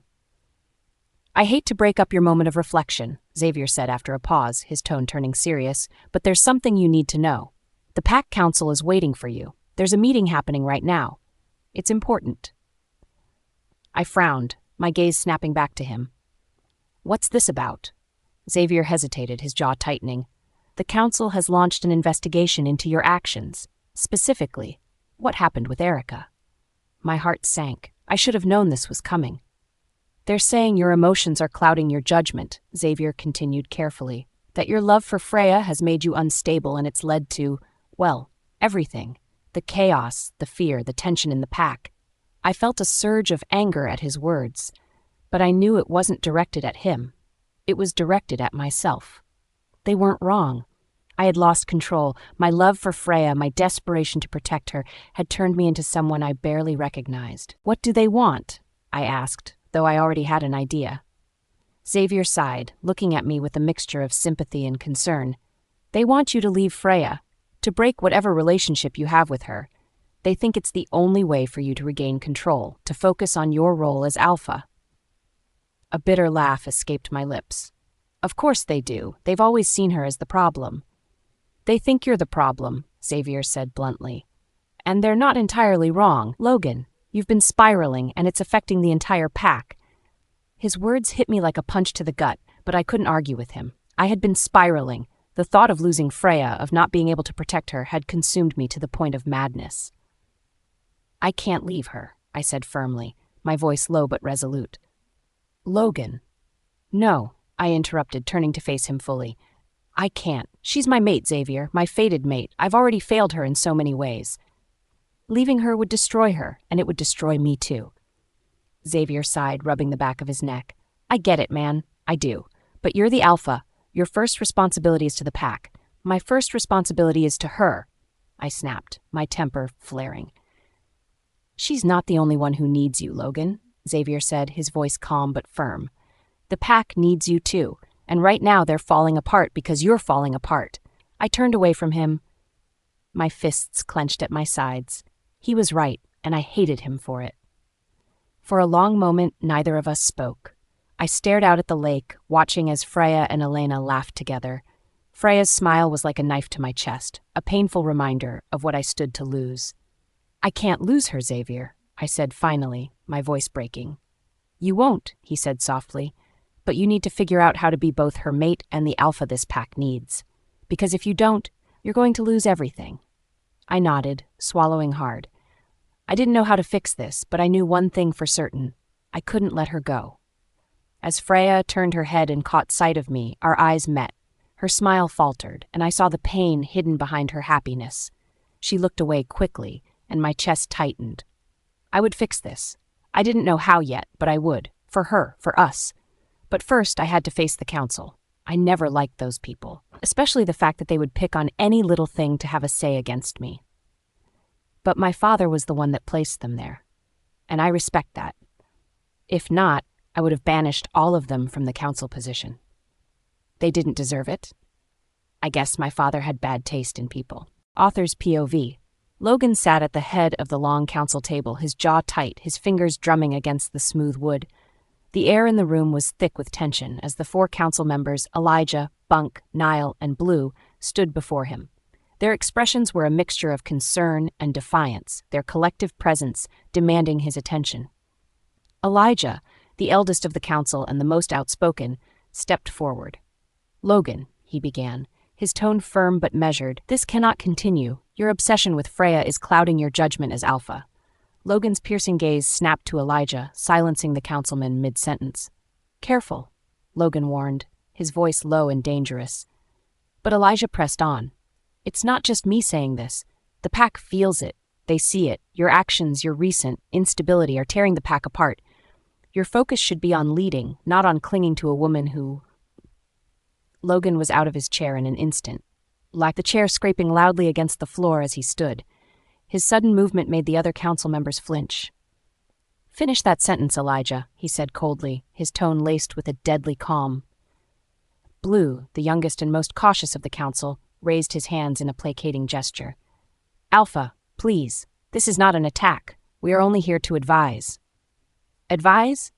Logan interrupted, his gaze sweeping over them. "You call telling me to stay away from my mate and advice?" Niall, who had been silent until now, finally spoke. "We're trying to protect the pack, and frankly, to protect you. Freya is making you weak, Logan. You've become erratic, reckless. Your emotions are ruling you, and the pack is paying the price." Logan's lips curled into a mirthless smile as he leaned forward, resting his hands on the table. "Do you know what makes a leader weak, Niall? Cowards who dare to question his strength. Cowards who think they can dictate how he should live his life." Bunk, always the bluntest of the group, folded his arms. "We're not cowards, Alpha. We're realists, and the reality is that Freya is a distraction. If you truly care about the pack, You'll do what needs to be done and let her go." The room fell silent, the weight of Bunk's words hanging heavy in the air. Logan straightened, his calm demeanor more menacing than any outburst. "Do you think I became Alpha by bowing to anyone's demands?" he asked, his voice dangerously soft. Elijah opened his mouth to respond, but Logan held up a hand, silencing him. "No," Logan continued, his tone sharp as steel. "I became Alpha because I'm willing to do whatever it takes to protect this pack. But let me make one thing perfectly clear. Freya is mine. My mate, my Luna, your Luna. And anyone who dares to suggest otherwise, anyone who dares to stand in the way of that, you will meet the same fate as my enemies." The council members exchanged uneasy glances. Logan's words were a warning, a line drawn in the sand. Blue, ever the voice of reason, tried once more. "Logan, we're not your enemies. We're here to support you, but the pack is vulnerable right now. If something isn't done." "Enough," Logan said, his voice cutting through Blue's like a blade. "I've heard enough." He stepped around the table, closing the distance between himself and the council. The room seemed to shrink under the weight of his presence. "You come into my home," Logan said, his voice deceptively calm, "and you dare to question my leadership? To tell me how to live my life? You forget your place." Elijah, though visibly shaken, squared his shoulders. "Logan, we're trying to save the pack. If you can't see that, then perhaps you're not fit to lead." Logan's eyes darkened, and a slow, predatory smile spread across his face. "You're welcome to leave," he said, his tone dangerously low. "But if any of you dare to undermine me or my mate again, I won't hesitate to snap your necks. Do you understand me?" The council members remained silent, their faces pale. "Do you understand?" Logan repeated, his voice a growl. "Yes, Alpha," they muttered in unison, their defiance finally crumbling under the weight of his authority. Logan watched as they filed out of the room, his gaze cold and unyielding. But as the door closed behind them, the weight of their words settled on his shoulders. The fallout from Logan's decision was swift. Whispers spread through the pack like wildfire, each one more damning than the last. Some members questioned his leadership, while others openly doubted his ability to protect them. Tensions rose, and the once unified NorthRidge pack began to fracture. Logan noticed the shift almost immediately.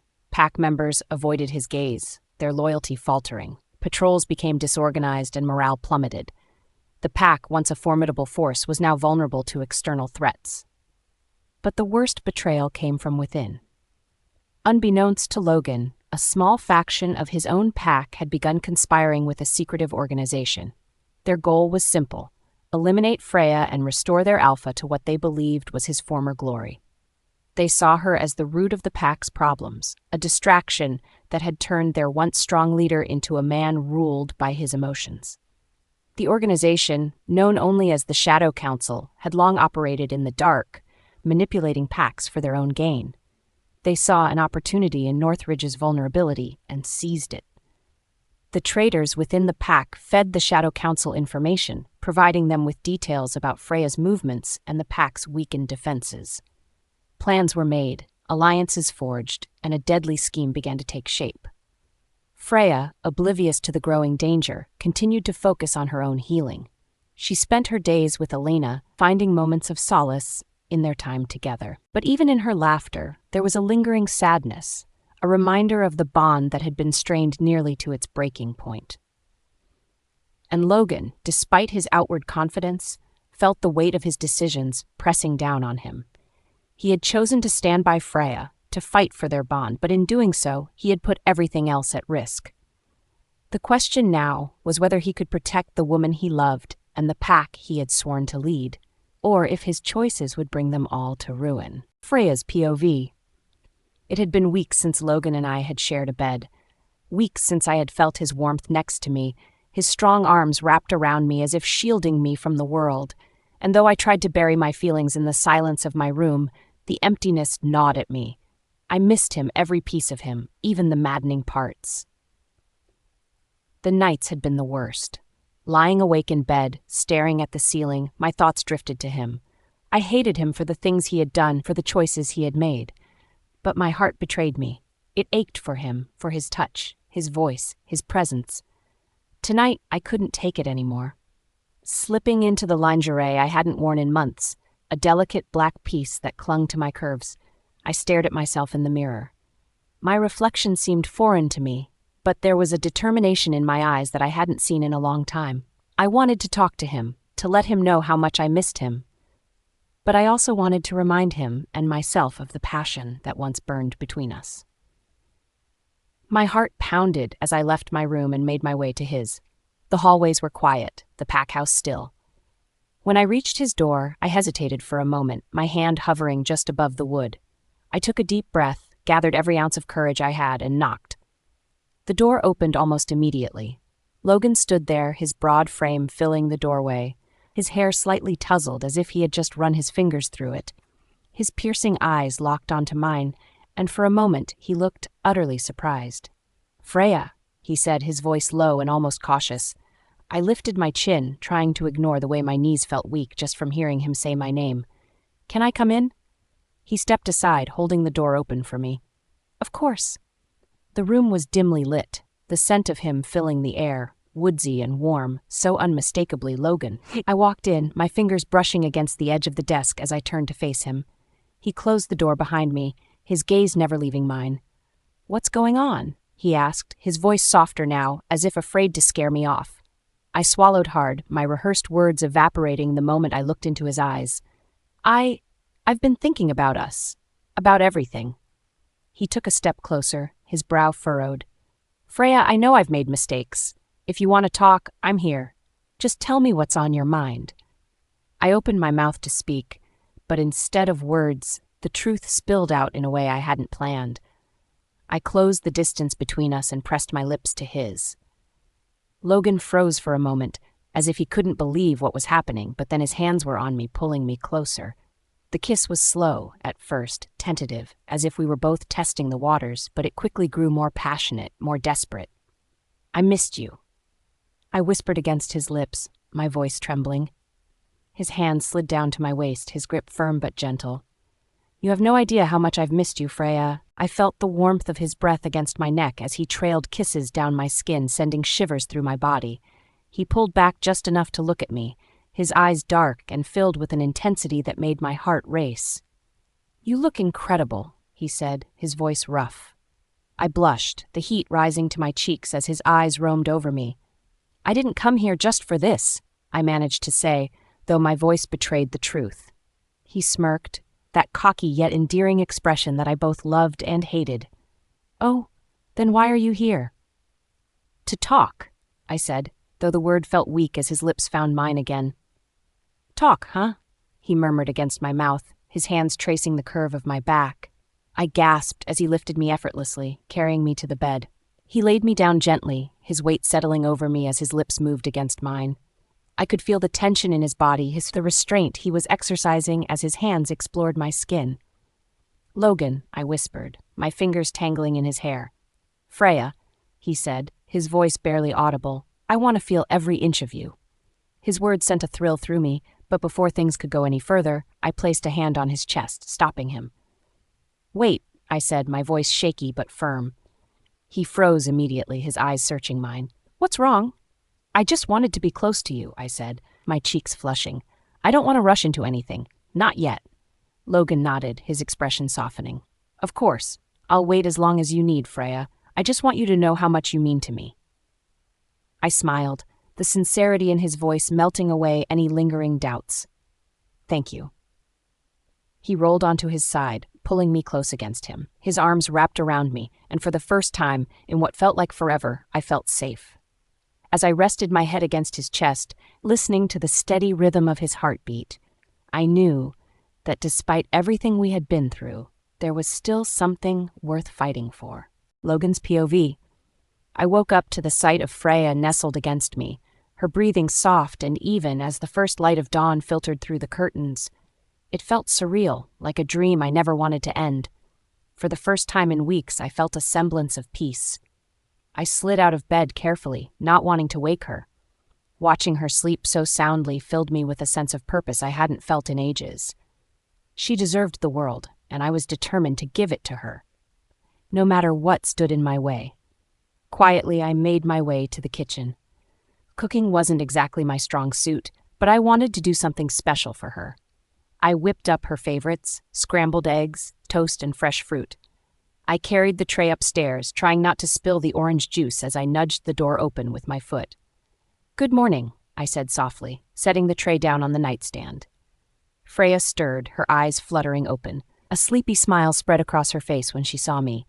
"You made me breakfast?" "Of course," I said, leaning down to kiss her forehead. "You deserve it." She sat up, her cheeks flushing as she reached for the tray. But before she could take a bite, I couldn't help myself.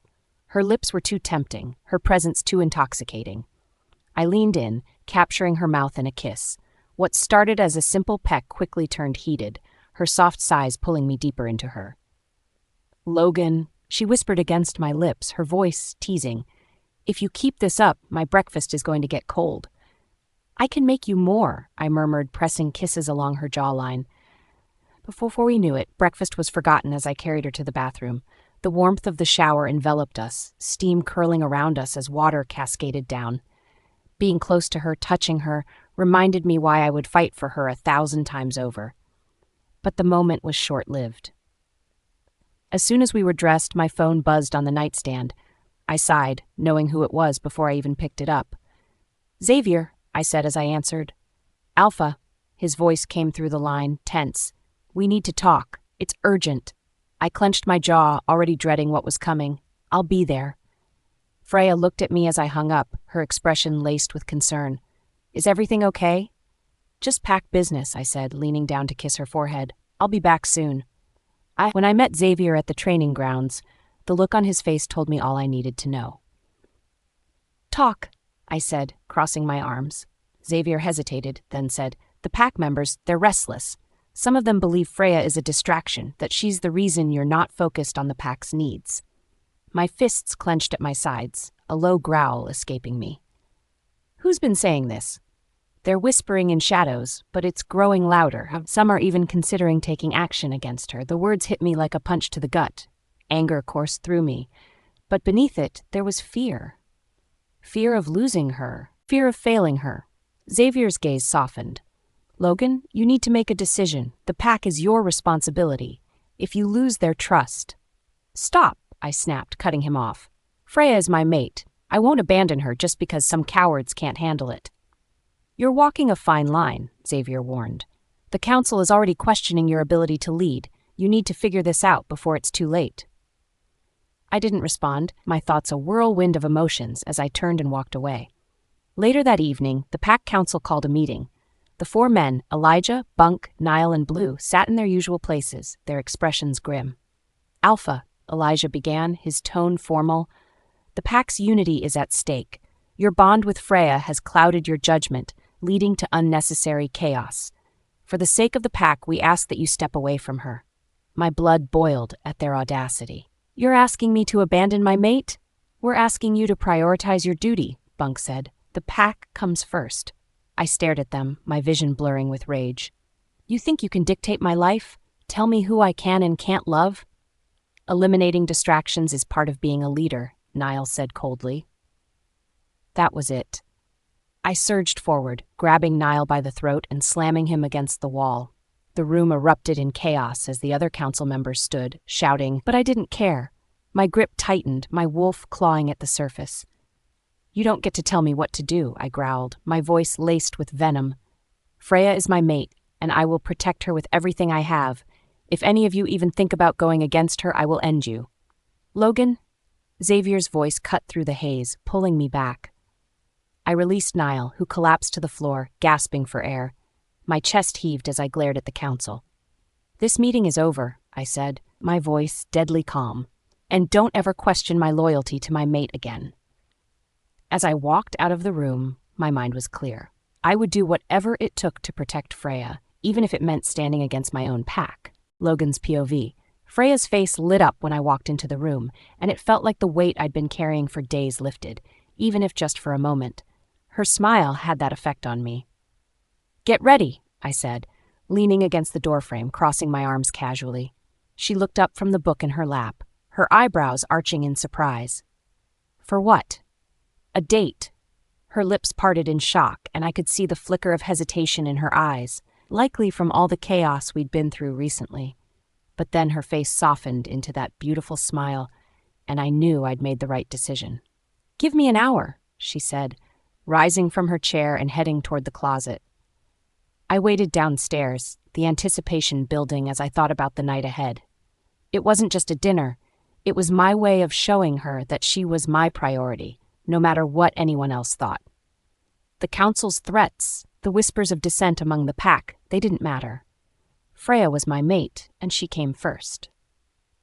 When she came down the stairs, I nearly forgot how to breathe. She wore a sleek, backless blue dress that hugged her curves in all the right places, her hair cascading down her shoulders like silk.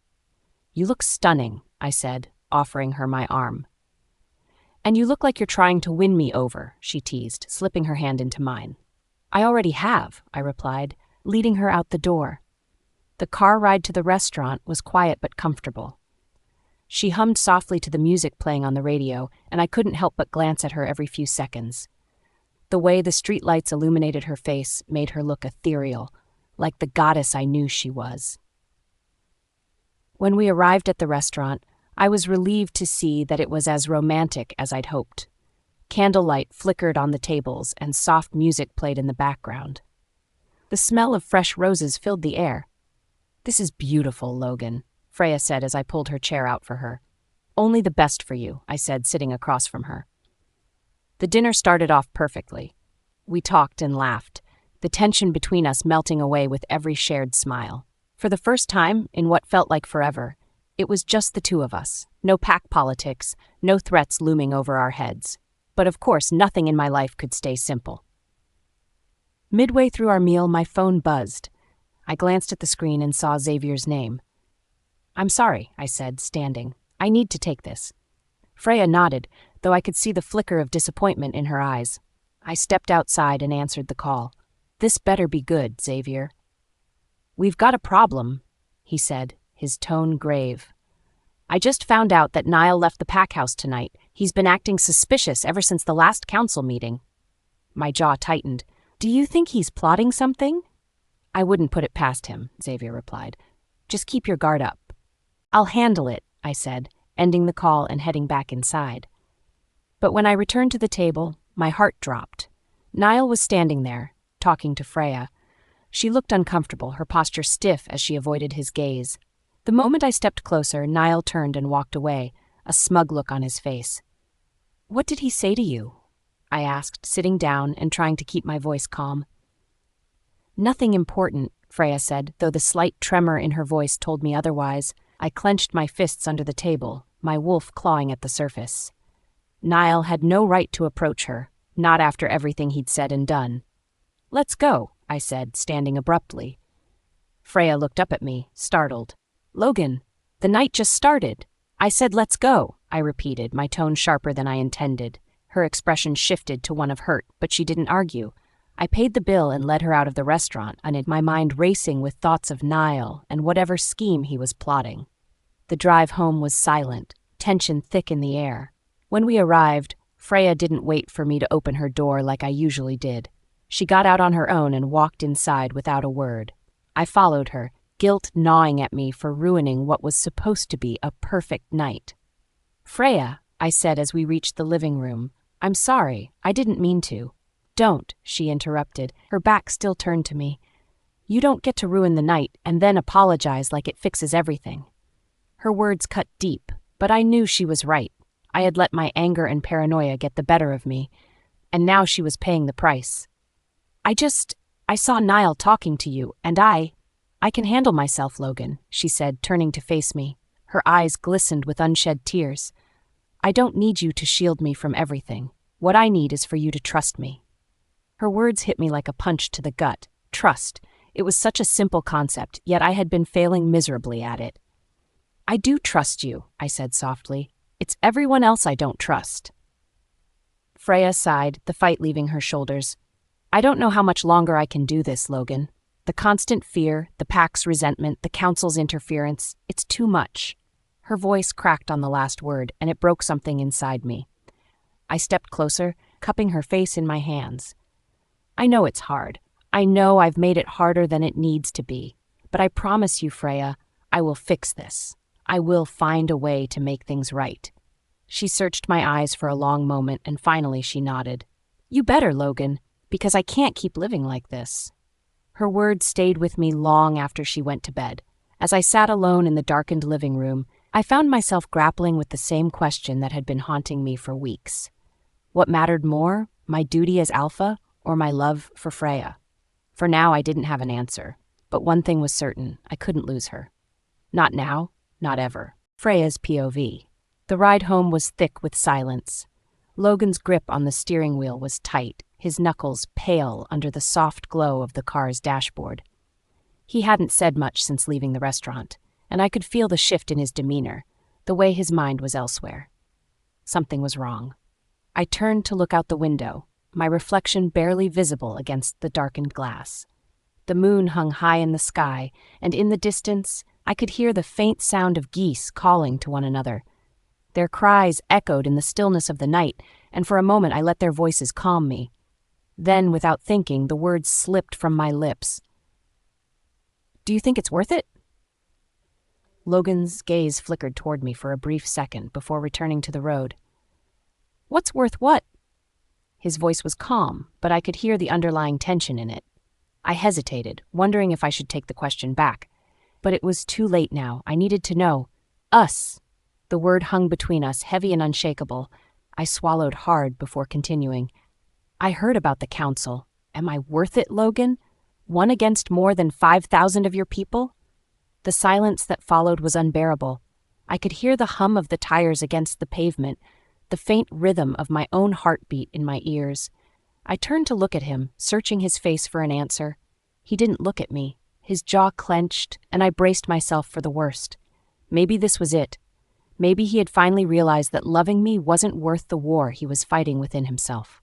But then his voice cut through the quiet, strong and unwavering. Yes, he said simply, you are worth it. A shaky breath left my lips as warmth spread through my chest. Logan rarely spoke his emotions out loud, but when he did, he never left room for doubt. His words were always final, unshaken, immovable. I nodded, unable to speak. Instead, I leaned over, pressing a soft kiss against his cheek. He didn't react right away, but his grip on the wheel loosened just slightly. I wanted to believe his words. I needed to believe them. When we arrived at the pack house, exhaustion settled deep in my bones. I just wanted to lay down, close my eyes, and shut out the world for a little while. But as I made my way down the hallway toward my room, hushed voices stopped me in my tracks. She's ruining him, someone whispered sharply. My body froze. She's made him weak, another voice added. Our Alpha was never like this before. My breath hitched as I pressed myself against the wall, heart pounding. She doesn't belong here. I hate her. The words were like knives slicing into my skin, cutting deeper than I wanted to admit. I squeezed my eyes shut, forcing myself to breathe. I shouldn't have been surprised. I knew how they felt about me. But hearing it spoken aloud so viciously made my stomach churn. Swallowing hard, I turned and walked away.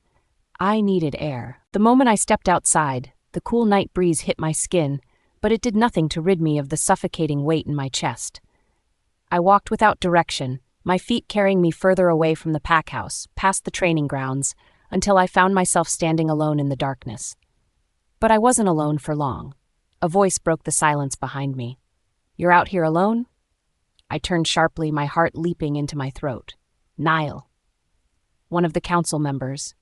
I hadn't even heard him approach, but now he stood just a few feet away, watching me with cold, calculating eyes. I lifted my chin, refusing to let him see the unease coursing through me. I needed some air. He took a slow step closer, his expression unreadable. Do you ever wonder, Luna, how different things would be if you just left? I stiffened. Excuse me? A small, humorless smile tugged at his lips. Our Alpha wasn't always like this. He was strong, feared, respected, but now, he let out a slow, disappointed sigh. Now he's distracted, irrational, losing the faith of his people, and all because of you. Anger flared in my chest.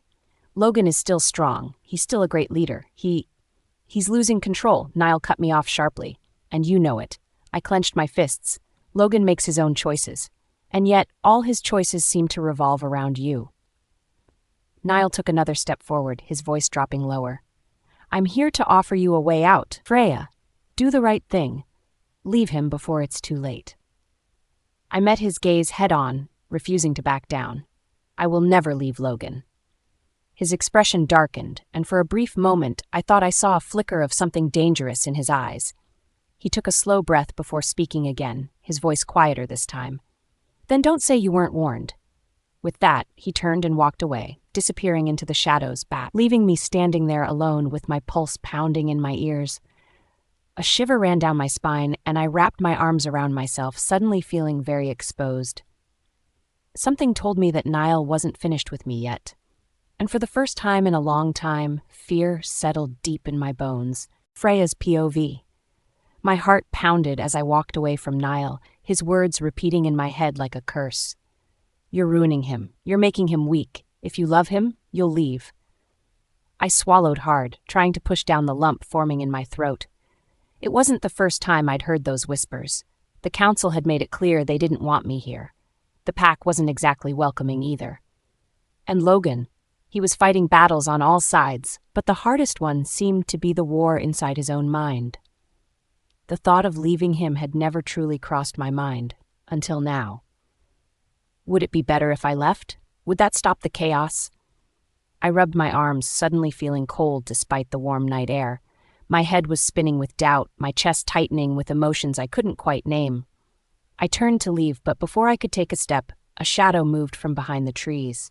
I gasped, my breath catching in my throat as my body tensed. My heart slammed against my ribs, panic flashing through me. But then the figure stepped into the moonlight and relief flooded my chest. Xavier! I breathed out, pressing a hand to my heart to calm its rapid beating. You scared me. He didn't respond right away, just studied me with a sharp, knowing look. You okay? I hesitated, my throat tightening. Was I okay? No.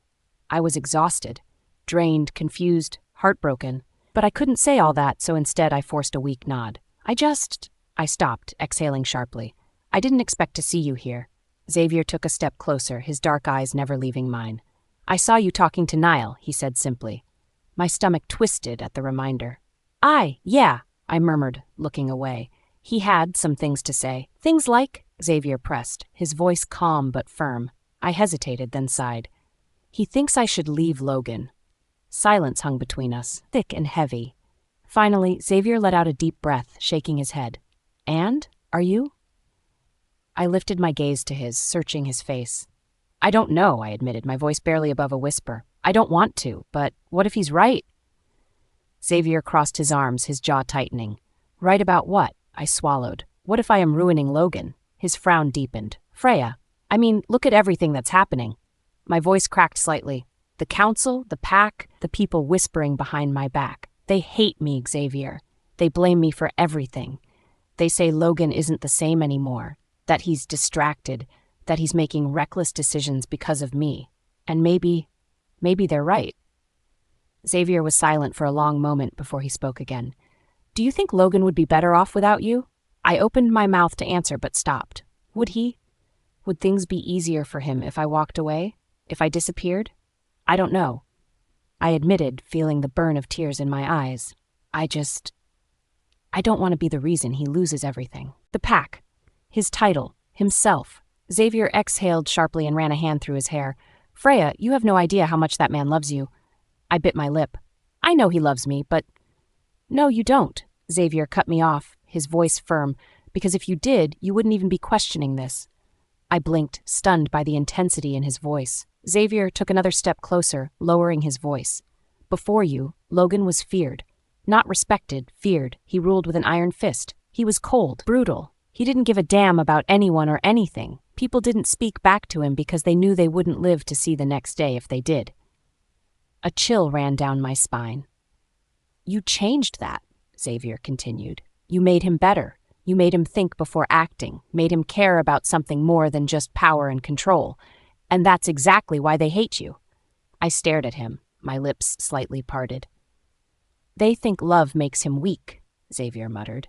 But they're wrong. You make him stronger, Freya, because for the first time in his life, he has something to fight for that isn't just about dominance and survival. He has you. Tears pricked my eyes at his words. Do you really think Logan would be better off if you left? He asked again, his voice softer this time. I wiped my eyes, sniffling. I don't know, I whispered. Xavier sighed, shaking his head. Well, I do, and I can tell you this. If you leave, it'll destroy him. A sharp pang hit my chest. Destroy him? Could my absence really break Logan that much? I hugged myself, my emotions spiraling. I hesitated, struggling to put my feelings into words. Sometimes his dark side scares me. Xavier studied me for a moment before nodding. I get it, he said. Logan has always been ruthless. It's in his blood. It's part of who he is. I swallowed, my voice barely above a whisper. But what if one day that side of him turns on me?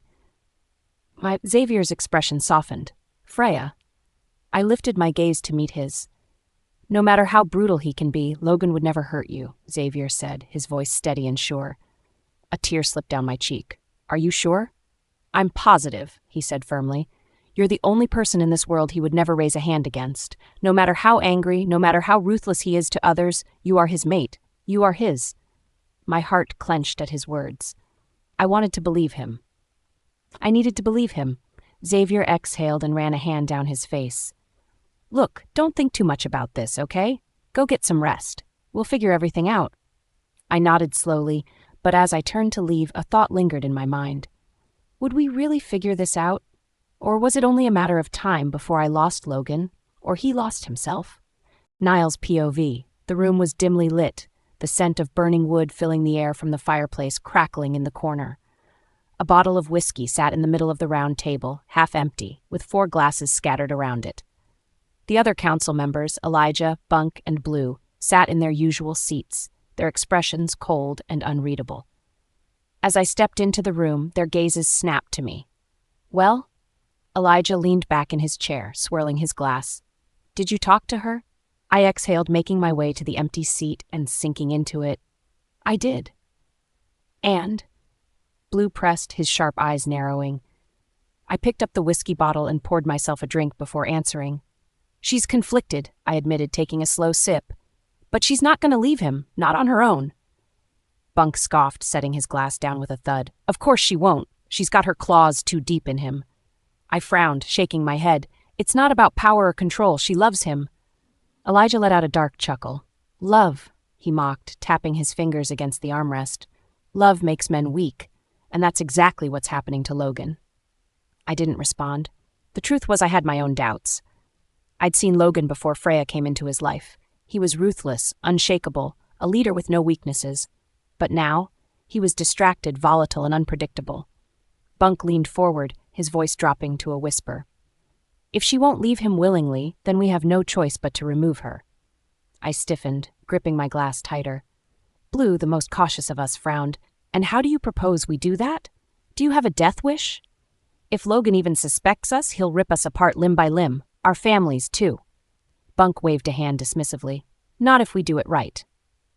Elijah smirked, setting his drink down. You mean, make it look like an accident? Exactly, Bunk nodded. Or better yet, make it look like she left on her own. I clenched my jaw. I'd been a part of many brutal decisions in this council, but killing Freya? It was dangerous. Too dangerous. Blue sighed, rubbing his temple. I still think kidnapping is a better option. We take her far away, make her disappear for good. Logan will be angry, but he won't have anyone to blame. Elijah scoffed. You think he won't tear through every pack looking for her? You think he won't sense that she's alive? He's bonded to her, Blue. As long as she breathes, he'll never stop searching. Silence hung in the air. The truth was none of us wanted to say it outright, but we all knew what needed to be done. She had to die. I took another drink, letting the burn of whiskey calm the unease settling in my stomach. Elijah was the first to say it out loud. She needs to be eliminated. No trace, no questions, no suspicions. A clean job. Bunk smirked. Finally some sense. Blue hesitated, then sighed. And if it backfires? Elijah leaned forward, his expression cold. Then we make sure it doesn't. Just as we were about to discuss further, the door creaked open. We all turned sharply. Xavier stood in the doorway, arms crossed, his face dark and unreadable. Tension spiked in the room. Well, well, Xavier muttered, stepping in. I had a feeling something filthy was brewing here. I swallowed hard, but Elijah remained unfazed. Xavier, he greeted smoothly, pouring himself another drink. Care for a glass? Xavier ignored the offer.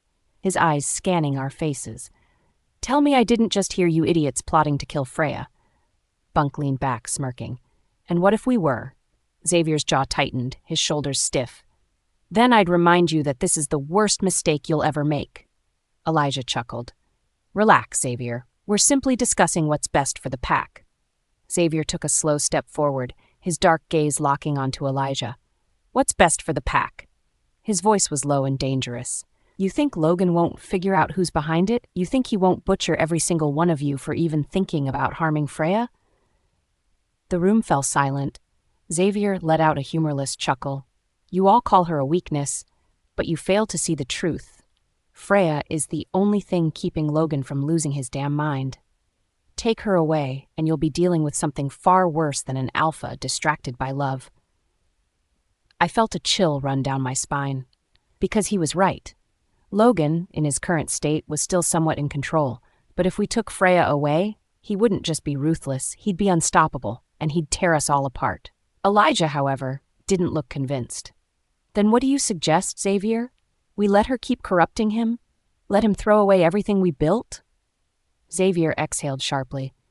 "Logan isn't some mindless fool you can manipulate. If you push him, he will push back.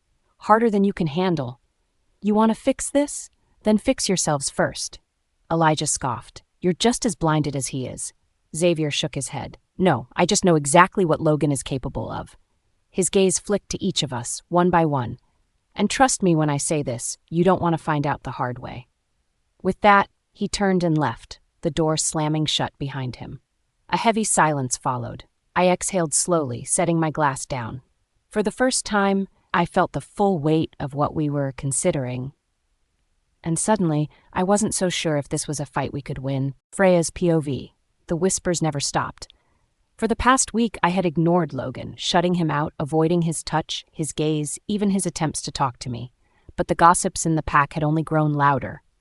"She's ruining him. She's a curse to us all. She's making our alpha weak." It didn't matter where I went, the training grounds, the halls, even outside. I felt the weight of their stares, the judgment dripping from their hushed voices. I didn't feel safe. But more than that, I felt lonely. I had told myself that I was strong enough to handle this on my own, that I didn't need anyone.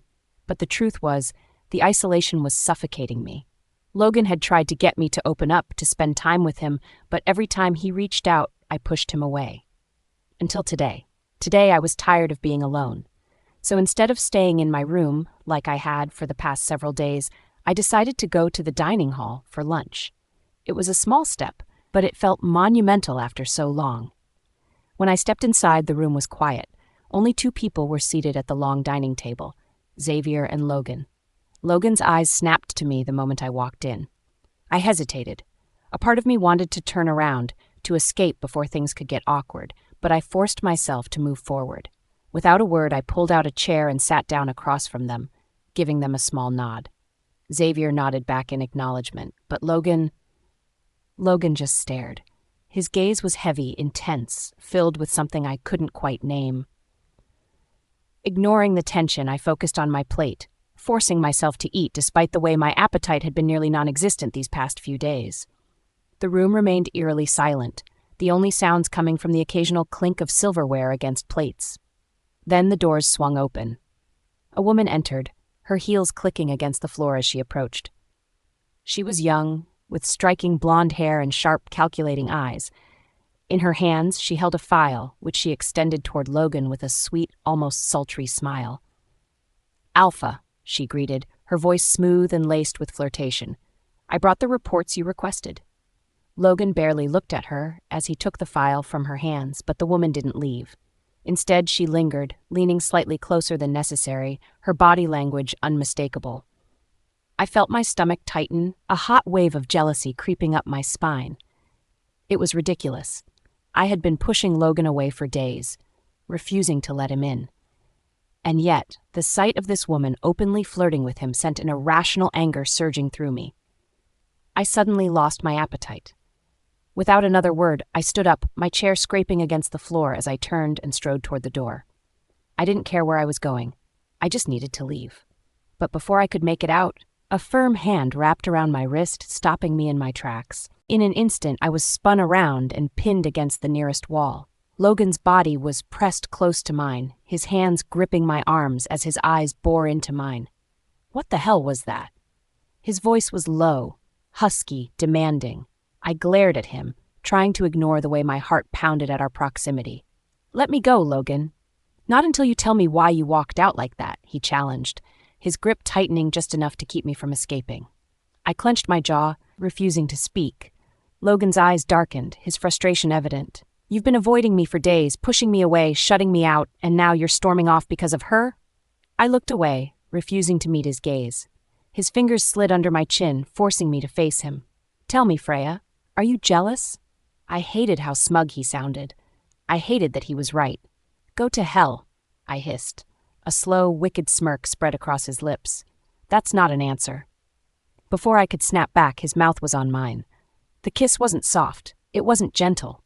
It was raw, desperate. I tried to resist, tried to push him away, but the moment his hands slid around my waist, pulling me flush against him, I melted. Damn him. I wrapped my arms around his neck, returning the kiss with just as much intensity. My fingers tangled in his hair, tugging slightly, and I felt him groan against my lips. His hands roamed my body, possessive and demanding, as if he was trying to remind me that I belonged to him, as if he was trying to prove that no one else could ever have me the way he did. The air between us grew hotter, the tension crackling like wildfire.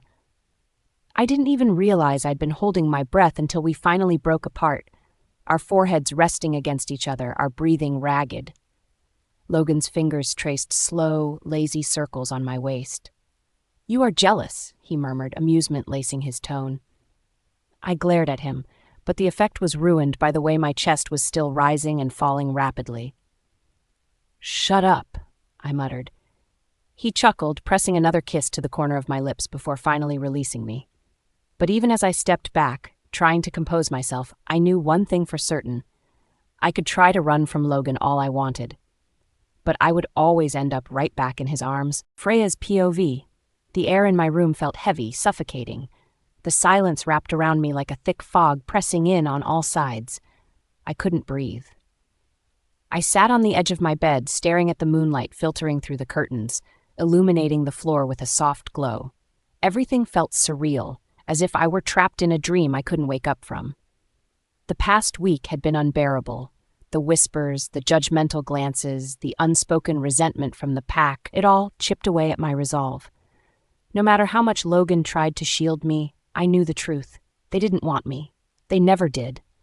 And I couldn't live like this anymore. The pack didn't trust me as their Luna, and honestly, I couldn't blame them. I had brought nothing but chaos into their lives. Ever since I arrived, Logan had been at war, not just with his enemies, but with his own people, and I was the cause of it all. I exhaled shakily, running my fingers through my hair. I had thought about leaving before, but this time it felt real. The weight of my decision pressed against my chest like a boulder. I knew Logan would never let me go willingly, but I also knew I couldn't stay. A knock at my door made me tense. I didn't have to guess who it was. Logan. He had been trying to talk to me for days now, and every time I shut him out. Not because I didn't love him, but because I did, and loving him was destroying both of us. The door creaked open and he stepped inside. His presence filled the room instantly, his scent, his warmth, his unrelenting intensity. "You've been avoiding me," he said, his voice low, almost accusatory. I swallowed the lump in my throat and forced myself to meet his gaze. His golden eyes searched mine, desperate for answers. "I've just been," I muttered. "About what?" I hesitated. I couldn't tell him. Not yet. "Just everything," I said vaguely, turning my head away. I needed space. Logan took a step closer, his expression softening slightly. "Freya, talk to me. Please." I wanted to. God, I wanted to. But what was I supposed to say? That I didn't belong here? That no matter how much I loved him, it would never be enough to make this pack accept me? That I had been secretly planning to leave? I clenched my fists. He reached for me, his fingers grazing my wrist. His touch sent a shiver down my spine, but I pulled away before he could hold me completely. Pain flashed across his face. "Freya?" His voice cracked slightly. "Please don't leave me." I inhaled sharply, my heart twisting at the raw vulnerability in his voice. I had seen Logan in so many different ways, ruthless, dominant, possessive. But this was different. This was fear. The mighty Alpha of NorthRidge was afraid of losing me. I wanted to tell him that I wasn't leaving, that I could push through this, that we could find a way to make things work. But I wasn't sure if that was true. I didn't respond. I couldn't. Instead, I turned away, blinking back the tears stinging my eyes. Logan let out a slow, shuddering breath. He didn't press me further, but I could feel his pain radiating through the bond. When he finally left the room, I let out a strangled sob and sank onto the bed, burying my face in my hands. Guilt gnawed at my insides. Because while Logan had been standing there begging me to stay, I had already made up my mind. I had to leave. Even if it killed me. The next morning, I woke up with a heavy heart and an even heavier decision weighing on me. I couldn't stay here any longer. I couldn't be Luna to people who despised me. I couldn't watch Logan lose himself, fighting battles that should have never existed in the first place. And if staying meant watching him choose between his pack and me over and over again, then leaving was the only solution. I moved around my room mechanically, pulling on a simple pair of jeans and a sweater. My hands trembled slightly as I packed a small bag, stuffing it with only the essentials. My wolf Alexa had been eerily quiet all morning. "You're making a mistake," she finally said, her voice barely a whisper. I clenched my jaw. "I don't know what else to do, Alexa. Don't give up on him. Don't give up on us." I squeezed my eyes shut. But I had already given up. Not on Logan. Not on us. But on the possibility of being enough for this pack. The weight of my choice settled deep in my chest as I made my way toward the door. By tonight, I would be gone. And Logan, he would finally be free. Freya's POV. The night was cold, but the chill in the air didn't bother me. What bothered me was the coldness in my heart as I stared at the bag I had packed in front of me. Everything I had decided, everything I had worked for, was crumbling around me. I had made the decision to leave Logan, to leave everything behind, but that didn't make it any easier. I thought about what had led me here, the chaos, the pain, the whispers in the pack. I could no longer live in a place where I wasn't wanted, a place where my very existence felt like an anchor that weighed Logan down. The guilt of it all had been eating at me, gnawing at the edges of my mind. But nothing had changed. My mother's murder, the betrayal. It was all a part of me now, something that I couldn't outrun. How could I stay here, knowing that Logan's role in her death had been one of the key reasons for all the pain that followed? He had told me he loved me, that he would protect me. But how could I stay when I couldn't even trust the very people around me? The ones who claimed to be loyal, but turned their backs when things got hard. I wiped away a tear as I pulled on a jacket. My heart was heavy, but my resolve was stronger than ever. I couldn't stay. Not like this. Not in this toxic environment where the whispers followed me everywhere. I couldn't be the Luna they hated. I couldn't be the reason Logan kept losing himself. I wasn't strong enough to be his savior. I couldn't fix this. Taking one last look at the room that had once been my sanctuary, I headed for the door. The escape vehicle was waiting for me, parked just outside the gates of the estate. I had no plan beyond getting away. Somewhere far. Somewhere where I could be free of this unbearable weight. But as I reached for the doorknob, a voice cut through the silence, making my blood run cold. "Where do you think you're going?" I froze. My heart hammered in my chest as I slowly turned, only to see Logan standing in the doorway, his eyes burning with intensity. The moonlight illuminated his face, highlighting the conflict and the pain that was evident in his gaze. "Logan," I whispered, my voice breaking as I took a step back. "I have to go." His eyes softened slightly, but his jaw clenched, as if he were trying to hold back something far darker than the hurt that already swam in his golden eyes. "You're leaving?" His voice was quiet, almost a whisper, but the weight of his words hit me like a sledgehammer. He was in disbelief, a man on the edge, teetering between anger and desperation. I didn't respond right away. I couldn't. Instead, I wrapped my arms around myself, hugging my own body as though I could keep the emotions at bay. But the tears came anyway. Slowly at first, then faster, a steady stream as I realized how much I was hurting him. "Why?" His voice cracked this time. "Why are you doing this? I've told you time and again that I love you, that you're mine." I shook my head, wiping at my eyes, as I fought to control the flood of emotions threatening to overwhelm me. I can't keep doing this, Logan. I can't keep pretending like everything's okay when I know it's not. You can't keep fighting this battle for me, for us, all by yourself. I'm not what you need. I'm not strong enough to be the Luna this pack wants. Not when the very thing that brought me here is the reason for all the destruction. His expression faltered, and for a moment I saw a flicker of something raw in his eyes, something vulnerable, but it was gone just as quickly as it appeared. You think I don't need you? His voice was low now, full of emotion. Freya, I need you more than you could ever understand. You're my fated mate. You're the one I was always meant to be with. Nothing, not even my mistakes, can change that. My heart skipped a beat at his words, but I hardened myself against them. Logan, you don't understand. You don't know what it's like to feel this way. To be suffocated by the very people who are supposed to support you, to be blamed for things you didn't even cause. I can't live in a place where I'm nothing but a symbol of what went wrong. I'm not your salvation.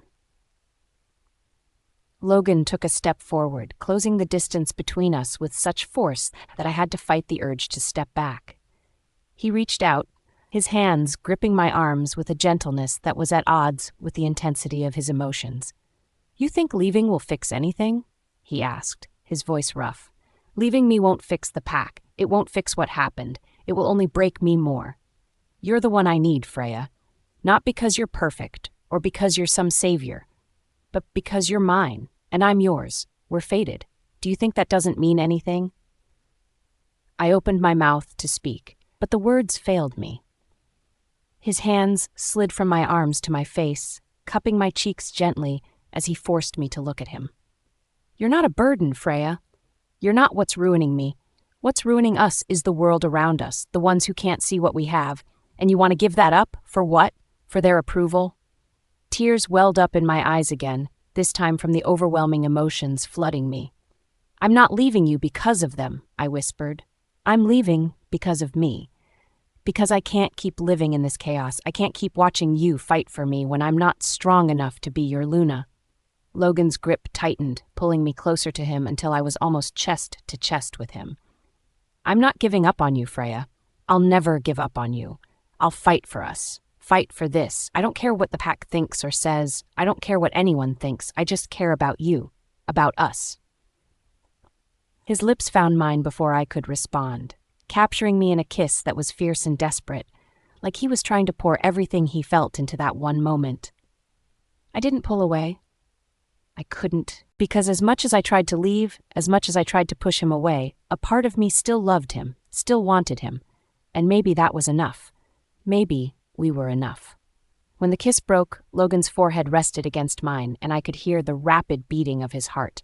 Please don't leave me, he whispered, his voice full of pain. We'll figure this out. Together. You and me. Always. I closed my eyes, the tears falling freely now. I didn't know if I was making the right choice, but in that moment, I knew one thing for sure. I couldn't walk away from him. Not yet. Not when my heart belonged to him. Freya's POV. I stood there, frozen, my heart pounding in my chest. The bag I had packed, the life I had planned for myself beyond the pack's borders, was forgotten at my feet. Logan was kneeling before me, his eyes filled with desperation, hands clutching at the fabric of my clothes, pulling me closer to him, as if he could somehow force me to stay. Freya, his voice cracked and it shattered me. Please, don't leave me. His words sliced through me, but they didn't change the reality I was facing. I had to leave. I had to. My mind was made up. I couldn't live in this place, in this world that didn't want me. Every day, I felt like an outsider, like an intruder in a pack that would never accept me, no matter how hard Logan tried to protect me. I had become a symbol of the chaos in his life, and the burden was too much for me to bear. I can't stay, I whispered, my voice barely above a breath. My chest felt tight, and the lump in my throat was unbearable. I can't keep living like this, Logan. His grip on me tightened, his desperation becoming a tangible force. Please, Freya, he begged again, his eyes searching mine for any hint that I might change my mind. I need you. I can't lose you. I took a shaky breath, forcing my voice to remain steady. You have your pack, your responsibilities. You'll be fine without me. The words tasted like ash in my mouth. I didn't want to say them. I didn't want to walk away from him, from everything we could have been. But it felt like the only way. I knew I wasn't strong enough to keep fighting, to keep being the cause of all the tension and the divisions in his life. I wasn't strong enough to be the Luna they never wanted. Logan didn't seem to hear my words. Instead, he reached up, his hands cupping my face, pulling me down to look into his eyes. His expression was one of raw pain, something I had never seen from him before. The mighty Alpha, the man who had ruled his pack with unwavering strength, was completely and utterly vulnerable in front of me. "Freya, please," his voice was a broken plea. "I can't lose you. You don't understand. Without you, I will lose myself." I didn't know how to respond. My mind was a whirlwind of confusion, doubt, and pain. I wanted to say something that would make it all better, something that would give him hope, but I couldn't. Not when my own heart was torn in two. And then in that moment, something inside Logan snapped. His hands moved from my face to my arms, gripping me harder, pulling me closer to him. His face twisted with something I hadn't expected, something dark, something possessive. He looked at me as if I were his, as if I had no choice but to stay. "You think you can just leave me?" he growled, his voice low, almost menacing. "You think you can just walk away from me, from everything we have?" I recoiled from the intensity of his words. His grip on me tightened, and his eyes were filled with a fury that made my blood run cold. This wasn't the Logan I had known, the Logan who had been patient, caring, protective.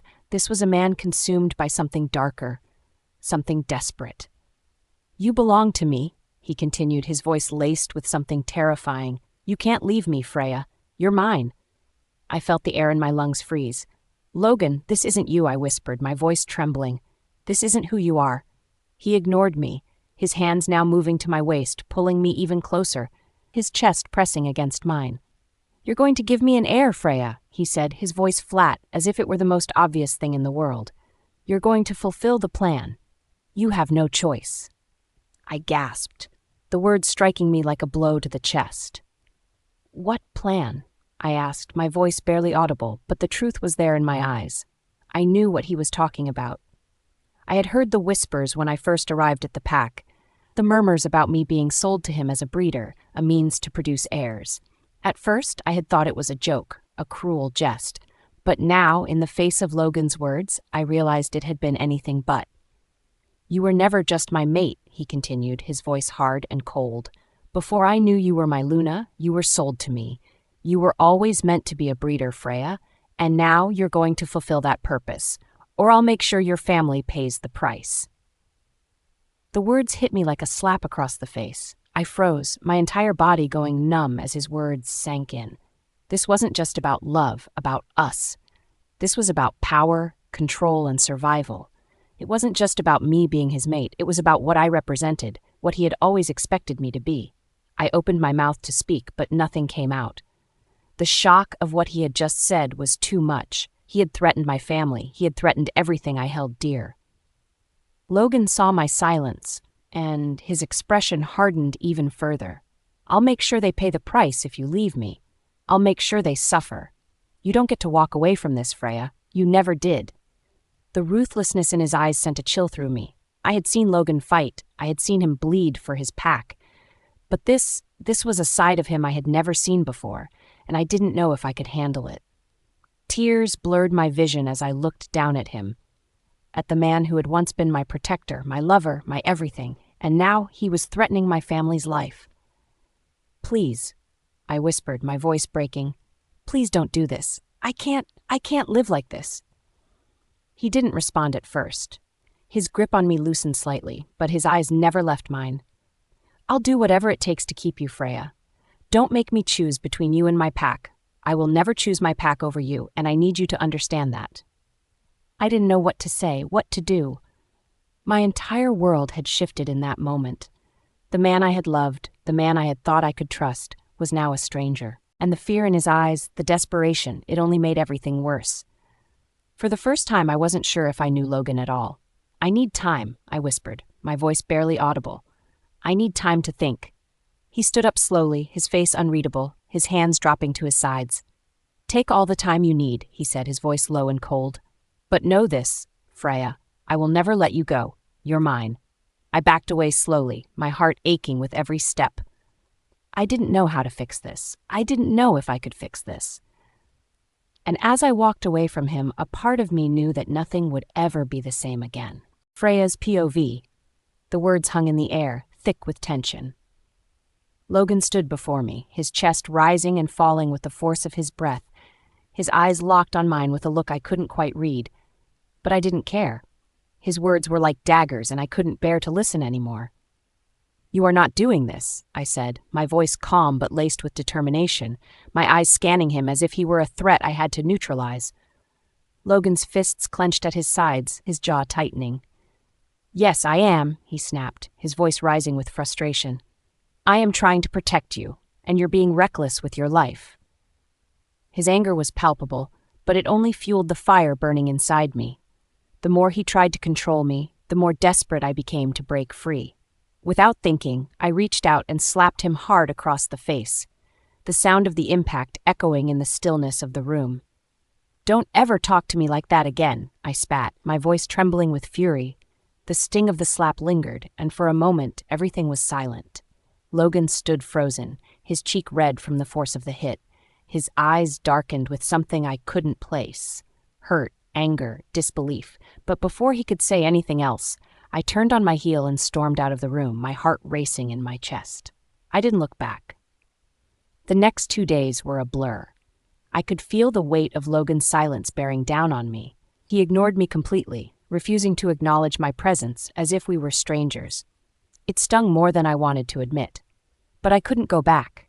I couldn't keep living this lie, trapped between my love for him and my need to protect myself.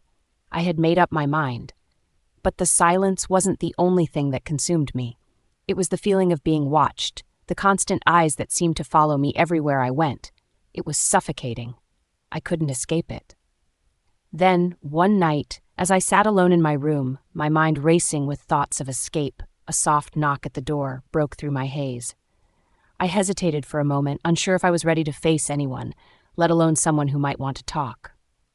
When I opened the door, I was met with the last person I expected. A man, tall and with an air of mystery about him, stood in the doorway. He had dark hair, sharp features, and a presence that immediately drew me in. His eyes were a deep shade of green, and there was something almost calculating about him. "I don't mean to intrude," he said, his voice calm but with an undertone of urgency, "but I think you and I have a common goal." I blinked, confused and wary. "What are you talking about?" I asked, my voice low, trying to assess him. He didn't answer right away. Instead, he stepped forward slightly, lowering his voice even more, ensuring no one else could overhear. "I can help you escape," he said. "I know what you're going through. I know how badly you want out of here." I took a step back, my heart racing. "Who are you?" I asked, my instincts screaming that something wasn't right. "My name is Caleb," he replied simply, "and I'm from NorthRidge, just like you. I'm also looking for a way out. I can help you if you're willing to trust me." My mind was spinning. NorthRidge, that name. It was the pack I had been thrust into, the pack that had never accepted me. The pack I had been trying to escape for so long, and now standing before me was someone who claimed to be from the same pack. Someone who was also looking to leave. I hesitated. "Why would you want to leave?" I asked, my voice steady despite the chaos in my mind. He smiled slightly, but there was no warmth in it. "Let's just say I have my reasons, personal ones, but they're not important right now. What matters is that we both want the same thing." I couldn't quite bring myself to trust him, but the idea of escape, the possibility of getting out of this nightmare, was too tempting to ignore. I crossed my arms, studying him closely. "And how exactly are you going to help me?" He leaned in slightly, lowering his voice even more. "I have connections. I know the weak spots in the pack's security. I know how to get you out undetected, but we'll need to act fast. If you're still planning to leave, I'm your best shot." My thoughts raced. Logan was unpredictable right now. His anger, his possessiveness, it was too much. I had no idea what would happen next, and I couldn't keep living like this. But this, Caleb, he could be lying. He could be playing his own game. I didn't know who to trust anymore. "What do you want from me?" I asked, my voice barely above a whisper. His gaze softened just for a moment. "Nothing. I just want to get out of here the same as you. We can help each other." I studied him for a moment, my heart torn between my desire for freedom and my instinct to protect myself. I didn't have much of a choice. Bro, if I stayed here any longer, I might lose myself completely if I hadn't already. All right, I said, finally making up my mind. Help me, and I'll help you. But if you betray me, I won't, he interrupted, his eyes locking onto mine with an intensity that made me believe him, just for a moment. You have my word. It was a shaky alliance, one born out of desperation and fear, but it was the only option I had left. Caleb seemed to know the way out, and for the first time in days, I felt like I might actually have a chance. I'll meet you tomorrow night, he said, his voice firm. Be ready. I nodded, and without another word, he turned and left the room as silently as he had arrived. I closed the door behind him, my heart pounding in my chest. I had made my choice. The path I had been walking had led me here, and there was no turning back now. Tomorrow night, I would make my escape, and nothing would ever be the same again. Freya's POV. The wind was cold against my skin as Caleb and I moved through the dense forest, each step taking me farther from the life I had once known. My heart pounded in my chest, the weight of our escape pressing down on me like an invisible force. This was it. I was finally free, or at least I wanted to believe I was. Logan had left at dawn, leading his warriors into battle against a rival pack. It was the perfect opportunity. With most of the strongest fighters gone, security had thinned, and the pack's focus was elsewhere. Caleb and I had waited until nightfall, slipping past the remaining guards with careful precision. Now, hours later, the NorthRidge pack was nothing more than a distant shadow behind us. I glanced at Caleb, who walked beside me with a determined expression, his dark eyes scanning the path ahead. He had been the one to orchestrate this escape, guiding me through hidden trails and across rivers, ensuring we left no trace. He had done this before, I could tell. How much farther? I asked, my voice barely above a whisper. We need to keep going, he replied without looking at me. We've put some distance between us and NorthRidge, but we're not safe yet. I swallowed the lump in my throat and nodded. The exhaustion was creeping in, my legs aching from the endless walking. But I didn't dare complain. I had no choice but to keep moving. Hours passed in silence, the moon shifting in the sky as we traveled. The forest slowly gave way to open land, the trees thinning as the outline of a town came into view in the distance. It was nothing like NorthRidge, smaller, quieter. The kind of place where people lived simple lives, untouched by pack wars and politics. We'll stay here for a while, Caleb said, his pace slowing as we neared the town's border. At least until we figure out our next move. I exhaled, relief flooding through me. We had made it. For the first time in what felt like forever, I wasn't being watched, judged, or controlled. There were no whispers, no lingering glares from a pack that had never truly accepted me. I was free, or so I thought. As we stepped into town, Caleb pulled his hood over his head, keeping his face partially hidden. I followed him closely, my senses alert. The town was quiet, the streets dimly lit by flickering lanterns. A few people were still out, some gathered near the marketplace, speaking in hushed voices. Caleb approached a man who stood near one of the buildings, his posture stiff as if he were waiting for someone. The man was older, his graying beard unkempt, his clothes worn and dusty. "You made it," the man said, his tone low and unreadable. Caleb nodded. "We need a place to lay low." The man studied him for a moment, then glanced at me, his eyes narrowing slightly before he turned back to Caleb. "And her?" "She's with me," Caleb answered quickly. "It's complicated." The man scoffed. "It always is." Something about the way they spoke made my stomach tighten with unease. "Why are we here, Caleb?" I asked, stepping closer. Caleb didn't answer right away. He exchanged a glance with the older man before turning to me, his expression unreadable. "I told you we needed a place to hide," he said smoothly. Something wasn't right. I could feel it in the way he stood, the way his body tensed ever so slightly. I looked at the older man again, studying his features, and then back at Caleb. Then it hit me. This wasn't just some town he stumbled upon. This wasn't just a random safe house. Caleb knew these people. I stepped back, my pulse quickening. "Who are you really?" I demanded. Caleb sighed, running a hand through his hair. "Freya, tell me the truth," I interrupted. "No more games." He hesitated, then let out a slow breath. "Fine. You want the truth?" He met my gaze, his eyes darkening. Logan killed my parents. The words hit me like a punch to the gut. What? I whispered. During a war years ago, he continued, Logan led an attack on my pack. My parents were slaughtered, along with countless others. I survived, but I lost everything. I stared at him, my breath shallow. I had known Logan was ruthless. He was an alpha, after all. He had made difficult choices. He had fought battles. But the way Caleb spoke, the anger in his voice, the pain behind his eyes, he wasn't just running from NorthRidge. He had been waiting for revenge. Realization dawned on me like ice in my veins. You didn't help me escape because you cared, I murmured. You used me. Caleb didn't deny it. You're his weakness, he said simply. I needed leverage. And now I have it. I took another step back, shaking my head. My voice broke. You lied to me. Caleb's face remained impassive. I did what I had to do. Anger, betrayal, and fear swirled inside me, my mind racing for a way out. Logan. I had been running from him, from the life I thought would trap me forever. But now, standing here, faced with a truth I hadn't seen coming, I realized something chilling. Logan might have been possessive, controlling, overbearing, but Caleb, he was a monster wearing a mask. And I had walked right into his trap. I turned on my heel, ready to run, but before I could take another step, a strong hand clamped around my wrist, yanking me back. Not so fast, Caleb said, his grip tightening. Panic surged through me, my body tensing as I struggled against him. You're not going anywhere, Freya. I glared at him, my heart pounding. You can't keep me here, Caleb smirked. I don't have to, because soon Logan will come looking for you. His words sent a shiver down my spine. This had never been about me escaping. It had always been about Logan, and I had played right into Caleb's hands, Logan's POV. The room was empty. The moment I stepped inside, I knew something was wrong. The scent of lavender and vanilla, Freya's scent, was still lingering in the air, but it was faint. Too faint, as if she hadn't been here for a long time. A deep, unsettling feeling crept into my chest. I turned toward her bed. It was made, neatly tucked in, untouched.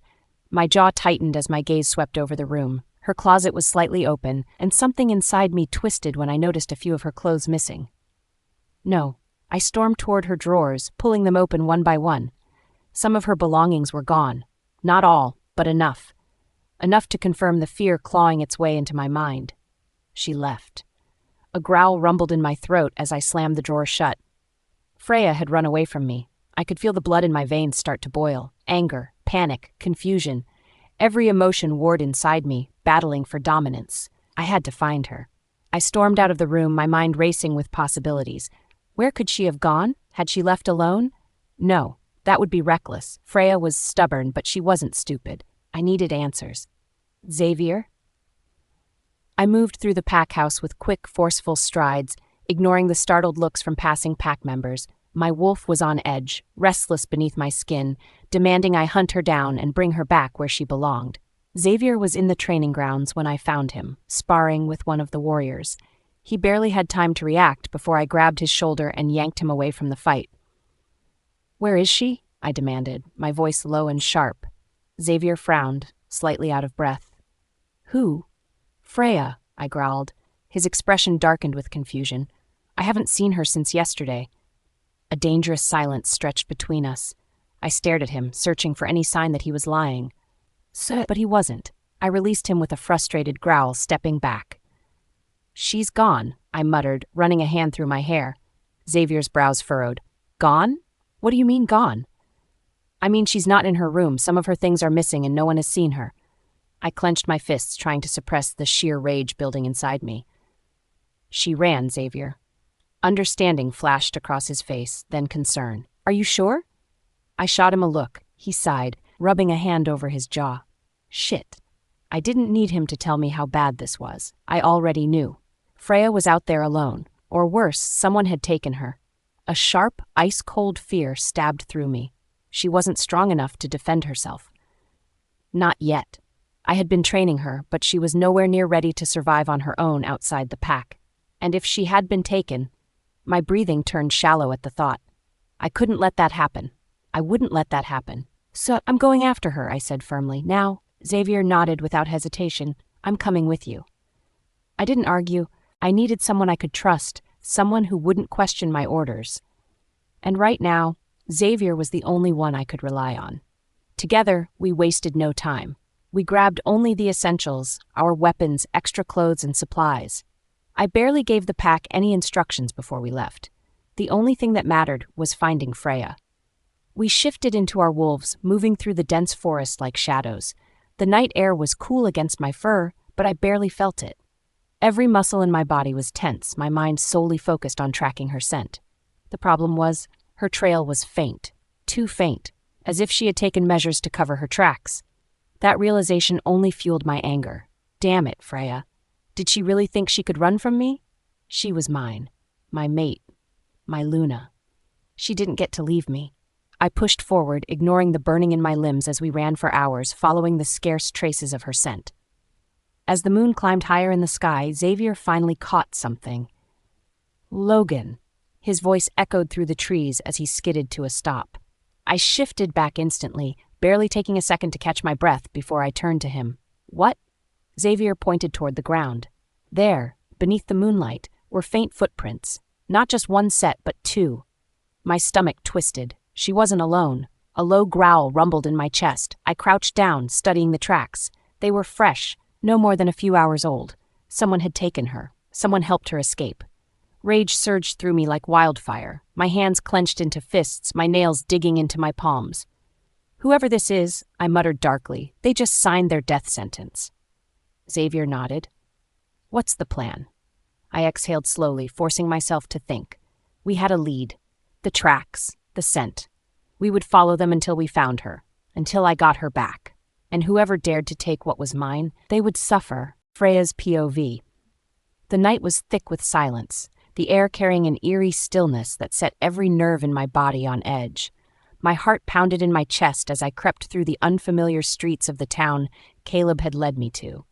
Something about this place felt wrong, but I couldn't quite place why. I was beginning to doubt everything. The moment I overheard Caleb's conversation with one of the town's members, my stomach had twisted into knots. A rogue, seeking revenge on Logan, using me as bait. How could I have been so stupid? I pressed myself against the wall of a nearby building, trying to steady my breathing. I needed to get out of here. Now. I took a slow step backward, only to hear the sharp snap of a twig beneath my foot. A rustling sound followed, and my pulse skyrocketed. I turned swiftly, my eyes widening in horror as I saw Caleb stepping out of the shadows, his eyes dark and filled with rage. You shouldn't have been listening, Freya, he said in a low, dangerous tone. My mouth went dry. My body screamed at me to run, but I was frozen in place, my mind racing for a way out. I trusted you, I managed to whisper, my voice barely above a breath. Caleb smirked, his expression cold and unbothered. That was your mistake. He took a step forward and instinct took over. I bolted. I didn't know where I was going. My legs just carried me forward, my breath ragged as I weaved through the darkened streets, hoping, praying, I could find a way out of this nightmare. I could hear Caleb's footsteps behind me, fast and unrelenting. Freya, he shouted, his voice slicing through the night. There's nowhere to run. I didn't stop. I couldn't. The town's outskirts were in sight. Suddenly, I collided into something solid. Strong hands caught me before I could fall, gripping me firmly. I gasped, my heart nearly stopping in my chest. Logan. His golden eyes blazed under the moonlight, his expression dark and furious. Relief and terror hit me all at once.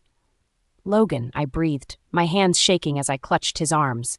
His jaw tightened, his gaze scanning my face before flickering to the direction I had come from. The moment he spotted Caleb approaching, his entire body went rigid, his muscles tensing like a predator about to strike. You were running from him, Logan stated, his voice dangerously low. I nodded frantically. He lied to me. He brought me here to use me against you. Logan's expression darkened. A deadly silence stretched between us before he spoke again. The mind link of mates is strong, he murmured, his voice rough with barely contained emotion. I felt you were in danger. His hand cupped the back of my head, his grip firm but gentle. You should never wander off again. Never, Freya. Do you understand me? Tears burned the back of my eyes, but before I could respond, Caleb's voice cut through the air. How touching! Logan turned sharply, stepping in front of me protectively as Caleb emerged from the darkness. His face was twisted in a mocking smirk, but I could see the slight hesitation in his stance. Logan, Caleb sneered. Didn't think I'd get to meet you so soon. Logan's entire presence shifted. A lethal, suffocating aura surrounded him, his body radiating pure dominance. You made a grave mistake, Logan said, his voice like steel. Caleb laughed bitterly. You made one first, he spat. My parents are dead because of you. Did you really think no one would come after you? Logan's expression didn't change. If anything, his gaze only grew colder. You should have stayed hidden, Logan said simply. And then he moved. Everything happened in a blur. Logan lunged, his speed terrifying. Caleb barely had time to react before Logan's hands were around his throat. A choked gasp escaped Caleb's lips as Logan lifted him off the ground effortlessly, his grip tightening with inhuman strength. You dared to take what's mine, Logan growled, his voice laced with pure venom. Caleb clawed at Logan's grip, his legs kicking uselessly as his face turned red. I stood frozen, watching in horror as Caleb's life slipped away right in front of me. Then, with one brutal squeeze, a sickening crack echoed in the air. Caleb went limp. Logan dropped his lifeless body to the ground without a second thought. His chest rose and fell steadily as he turned back to me, his golden eyes still burning with anger. I felt numb. My mind was struggling to process what had just happened. Logan stepped toward me, his gaze never leaving mine. Let's go, he said, his voice gentler now but firm. I took a shaky step back. No. Logan's eyes narrowed. Freya. I'm not going back with you, I whispered, my voice barely holding its strength. Logan's expression hardened instantly, his jaw clenched, his hands balling into fists at his sides. You don't have a choice. I shook my head. I do. I left because I wanted to. His nostrils flared as he inhaled sharply, trying to keep himself calm. You left because you thought you had no place in the pack, because you thought they didn't want you, because I hurt you. His voice dropped lower, more strained. But I told you before, Freya, you are mine, and I will never let you go. My throat tightened, but before I could say another word, Logan turned toward Xavier, who had been silently standing a few feet away, watching everything unfold. Open the car door, Logan ordered. Xavier hesitated. Alpha. Now. Xavier exhaled but obeyed. I took another step back, my pulse spiking in panic. Logan, don't. He didn't listen. Before I could react, he moved, swift and unyielding. His strong arms wrapped around me, lifting me off the ground effortlessly. I struggled against him, pounding my fists against his chest. Let me go? He didn't budge. Logan carried me to the car as if I weighed nothing, his grip unbreakable. Stop fighting me, Freya, he said quietly, his voice laced with exhaustion. I won't hurt you. I can't hurt you, but I will take you back. The car door swung open, and before I could protest again, he stepped inside, pulling me in with him. The door slammed shut behind us.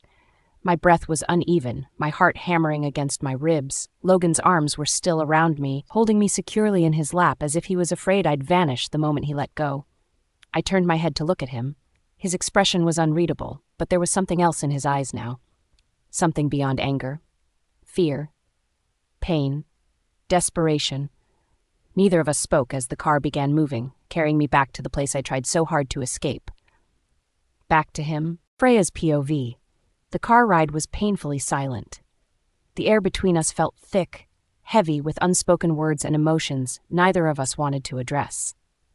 I sat stiffly in the passenger seat, my arms crossed over my chest, staring out the window at the darkened road ahead.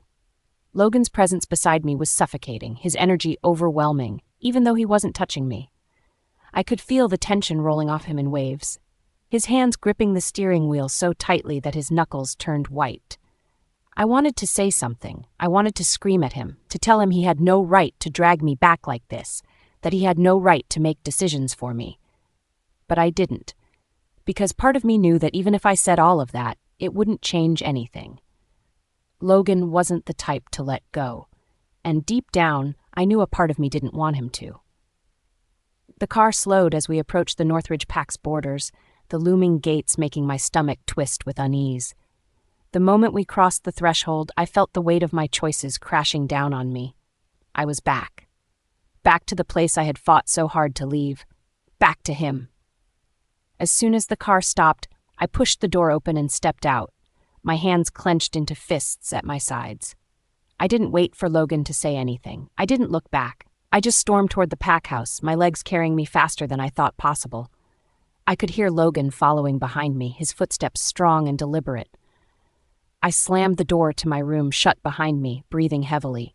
But before I could even take a second to compose myself, it was pushed open with force.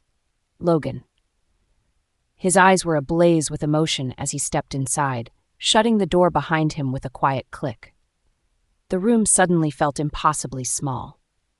I took a step back, but he closed the distance, his body mere inches from mine. "Freya," he said, his voice low, strained.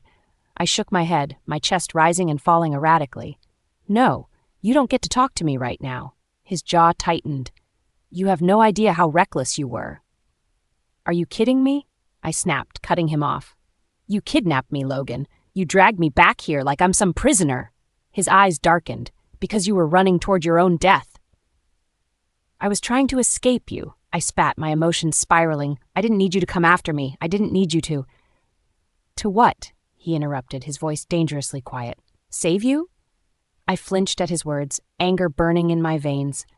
"I can take care of myself." Logan let out a bitter laugh, his hands balling into fists at his sides. "You really believe that? You think you could have gotten away from Caleb? From the people waiting to use you as bait?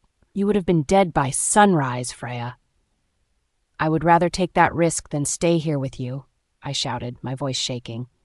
The second the words left my mouth, I regretted them. Logan went completely still, his golden eyes flickered with something unreadable, something raw and dangerous. Then, in one swift motion, he closed the gap between us, backing me against the wall. My breath hitched as his hands pressed against the surface behind me, caging me in. His scent surrounded me, intoxicating and suffocating all at once. "You think you hate me?" he murmured, his voice eerily calm. "You think I want to control you?" I swallowed hard, refusing to back down. "That's all you've ever done." His eyes searched mine, something flickering in them, something vulnerable, desperate. But just as quickly as it appeared, it vanished, replaced by unrelenting possessiveness. "You don't get it, do you?" he muttered, shaking his head. "Get what?" I shot back. "You're mine, Freya." The words sent a shiver down my spine, but I refused to let them affect me. "You don't own me." Logan exhaled sharply through his nose, his control visibly slipping. "You have no idea what it does to me to think of you out there, alone, unprotected, in danger." "I am not your responsibility," I whispered, my voice shaking. His jaw clenched, his eyes filled with torment. "But you are." The weight of his words hung between us, suffocating, unbearable. Before I could respond, before I could even fully process what was happening, Logan moved. His lips crashed against mine. The kiss was rough, desperate, a battle of emotions neither of us knew how to express in words. His hands gripped my waist, pulling me against him as if he was afraid I'd disappear the second he let go. I wanted to push him away. I wanted to scream at him, to fight him, to make him understand how much I hated him for making me feel like this. But my body betrayed me. My fingers dug into his shirt, clutching at the fabric as my knees weakened. The sheer intensity of him was overwhelming, consuming, and it terrified me how much I felt. Tears pricked at the corners of my eyes. This wasn't just anger. This was pain. This was longing.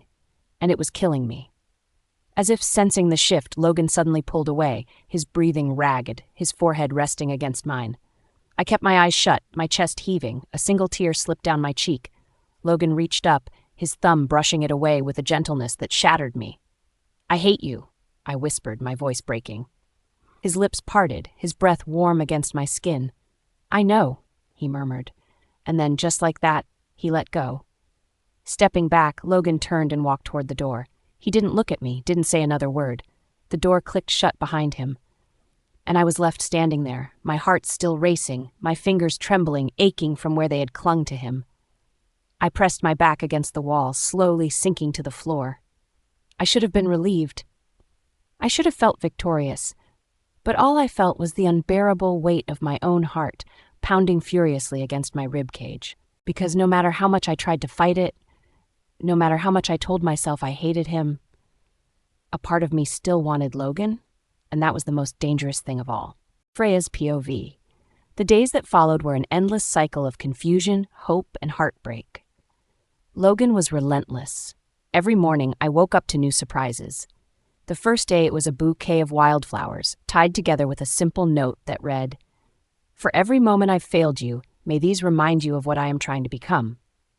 The next day, it was a candlelit dinner at the pack house, just the two of us with soft music playing in the background. Logan was trying, more than he ever had, and it unsettled me. He wasn't the man I had once known, the one who was cold, calculating, distant. That Logan was gone, replaced by one who seemed almost vulnerable, someone who wanted to make things right. And every time I saw that flicker of hope in his eyes, it made my heart ache in ways I didn't think possible. I didn't know how to respond. I wanted to shut him out. I wanted to tell him that it was too late, that I couldn't forgive him for what he had done.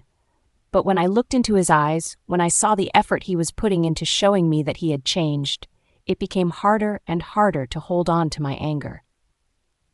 Logan had spent years running from his own mistakes, burying them deep inside, and I was starting to see that.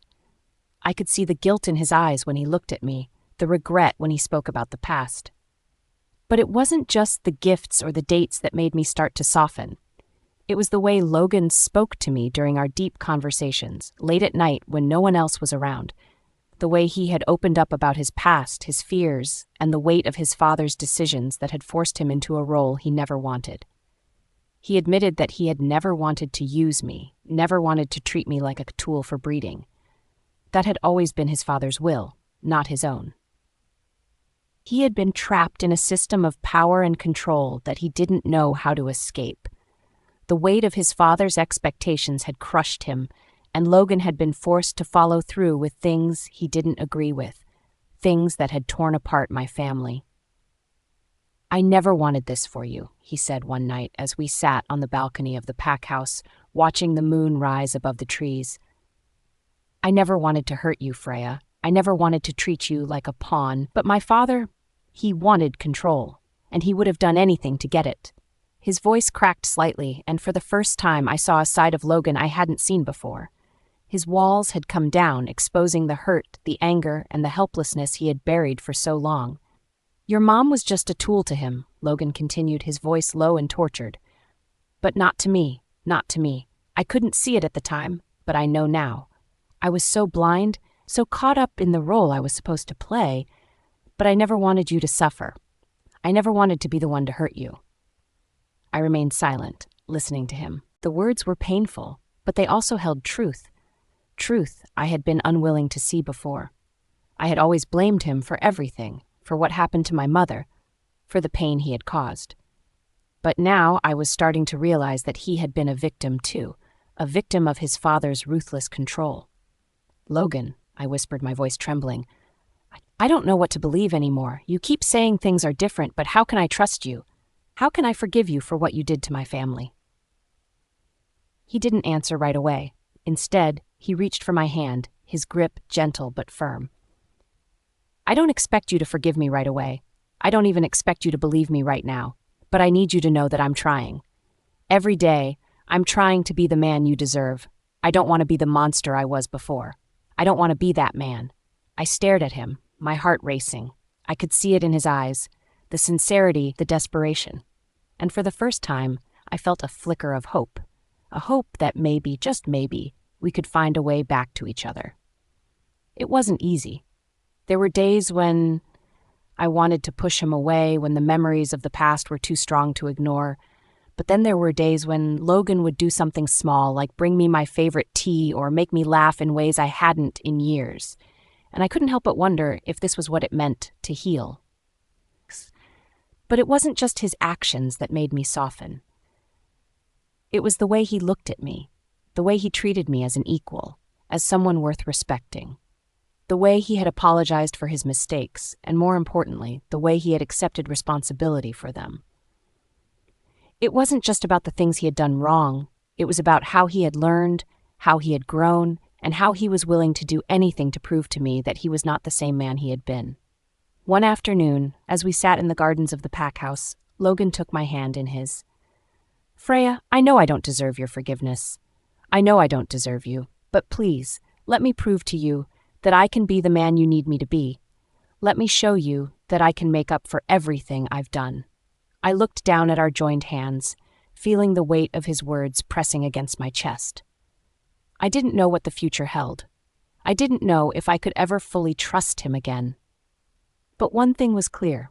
I wasn't ready to walk away from him just yet. Slowly, I looked up at him, my heart beating loudly in my chest. Logan, I'm not saying I forgive you completely. I'm not saying that everything is okay, but I can't keep living in the past. I can't keep holding on to the anger. I want to believe in you.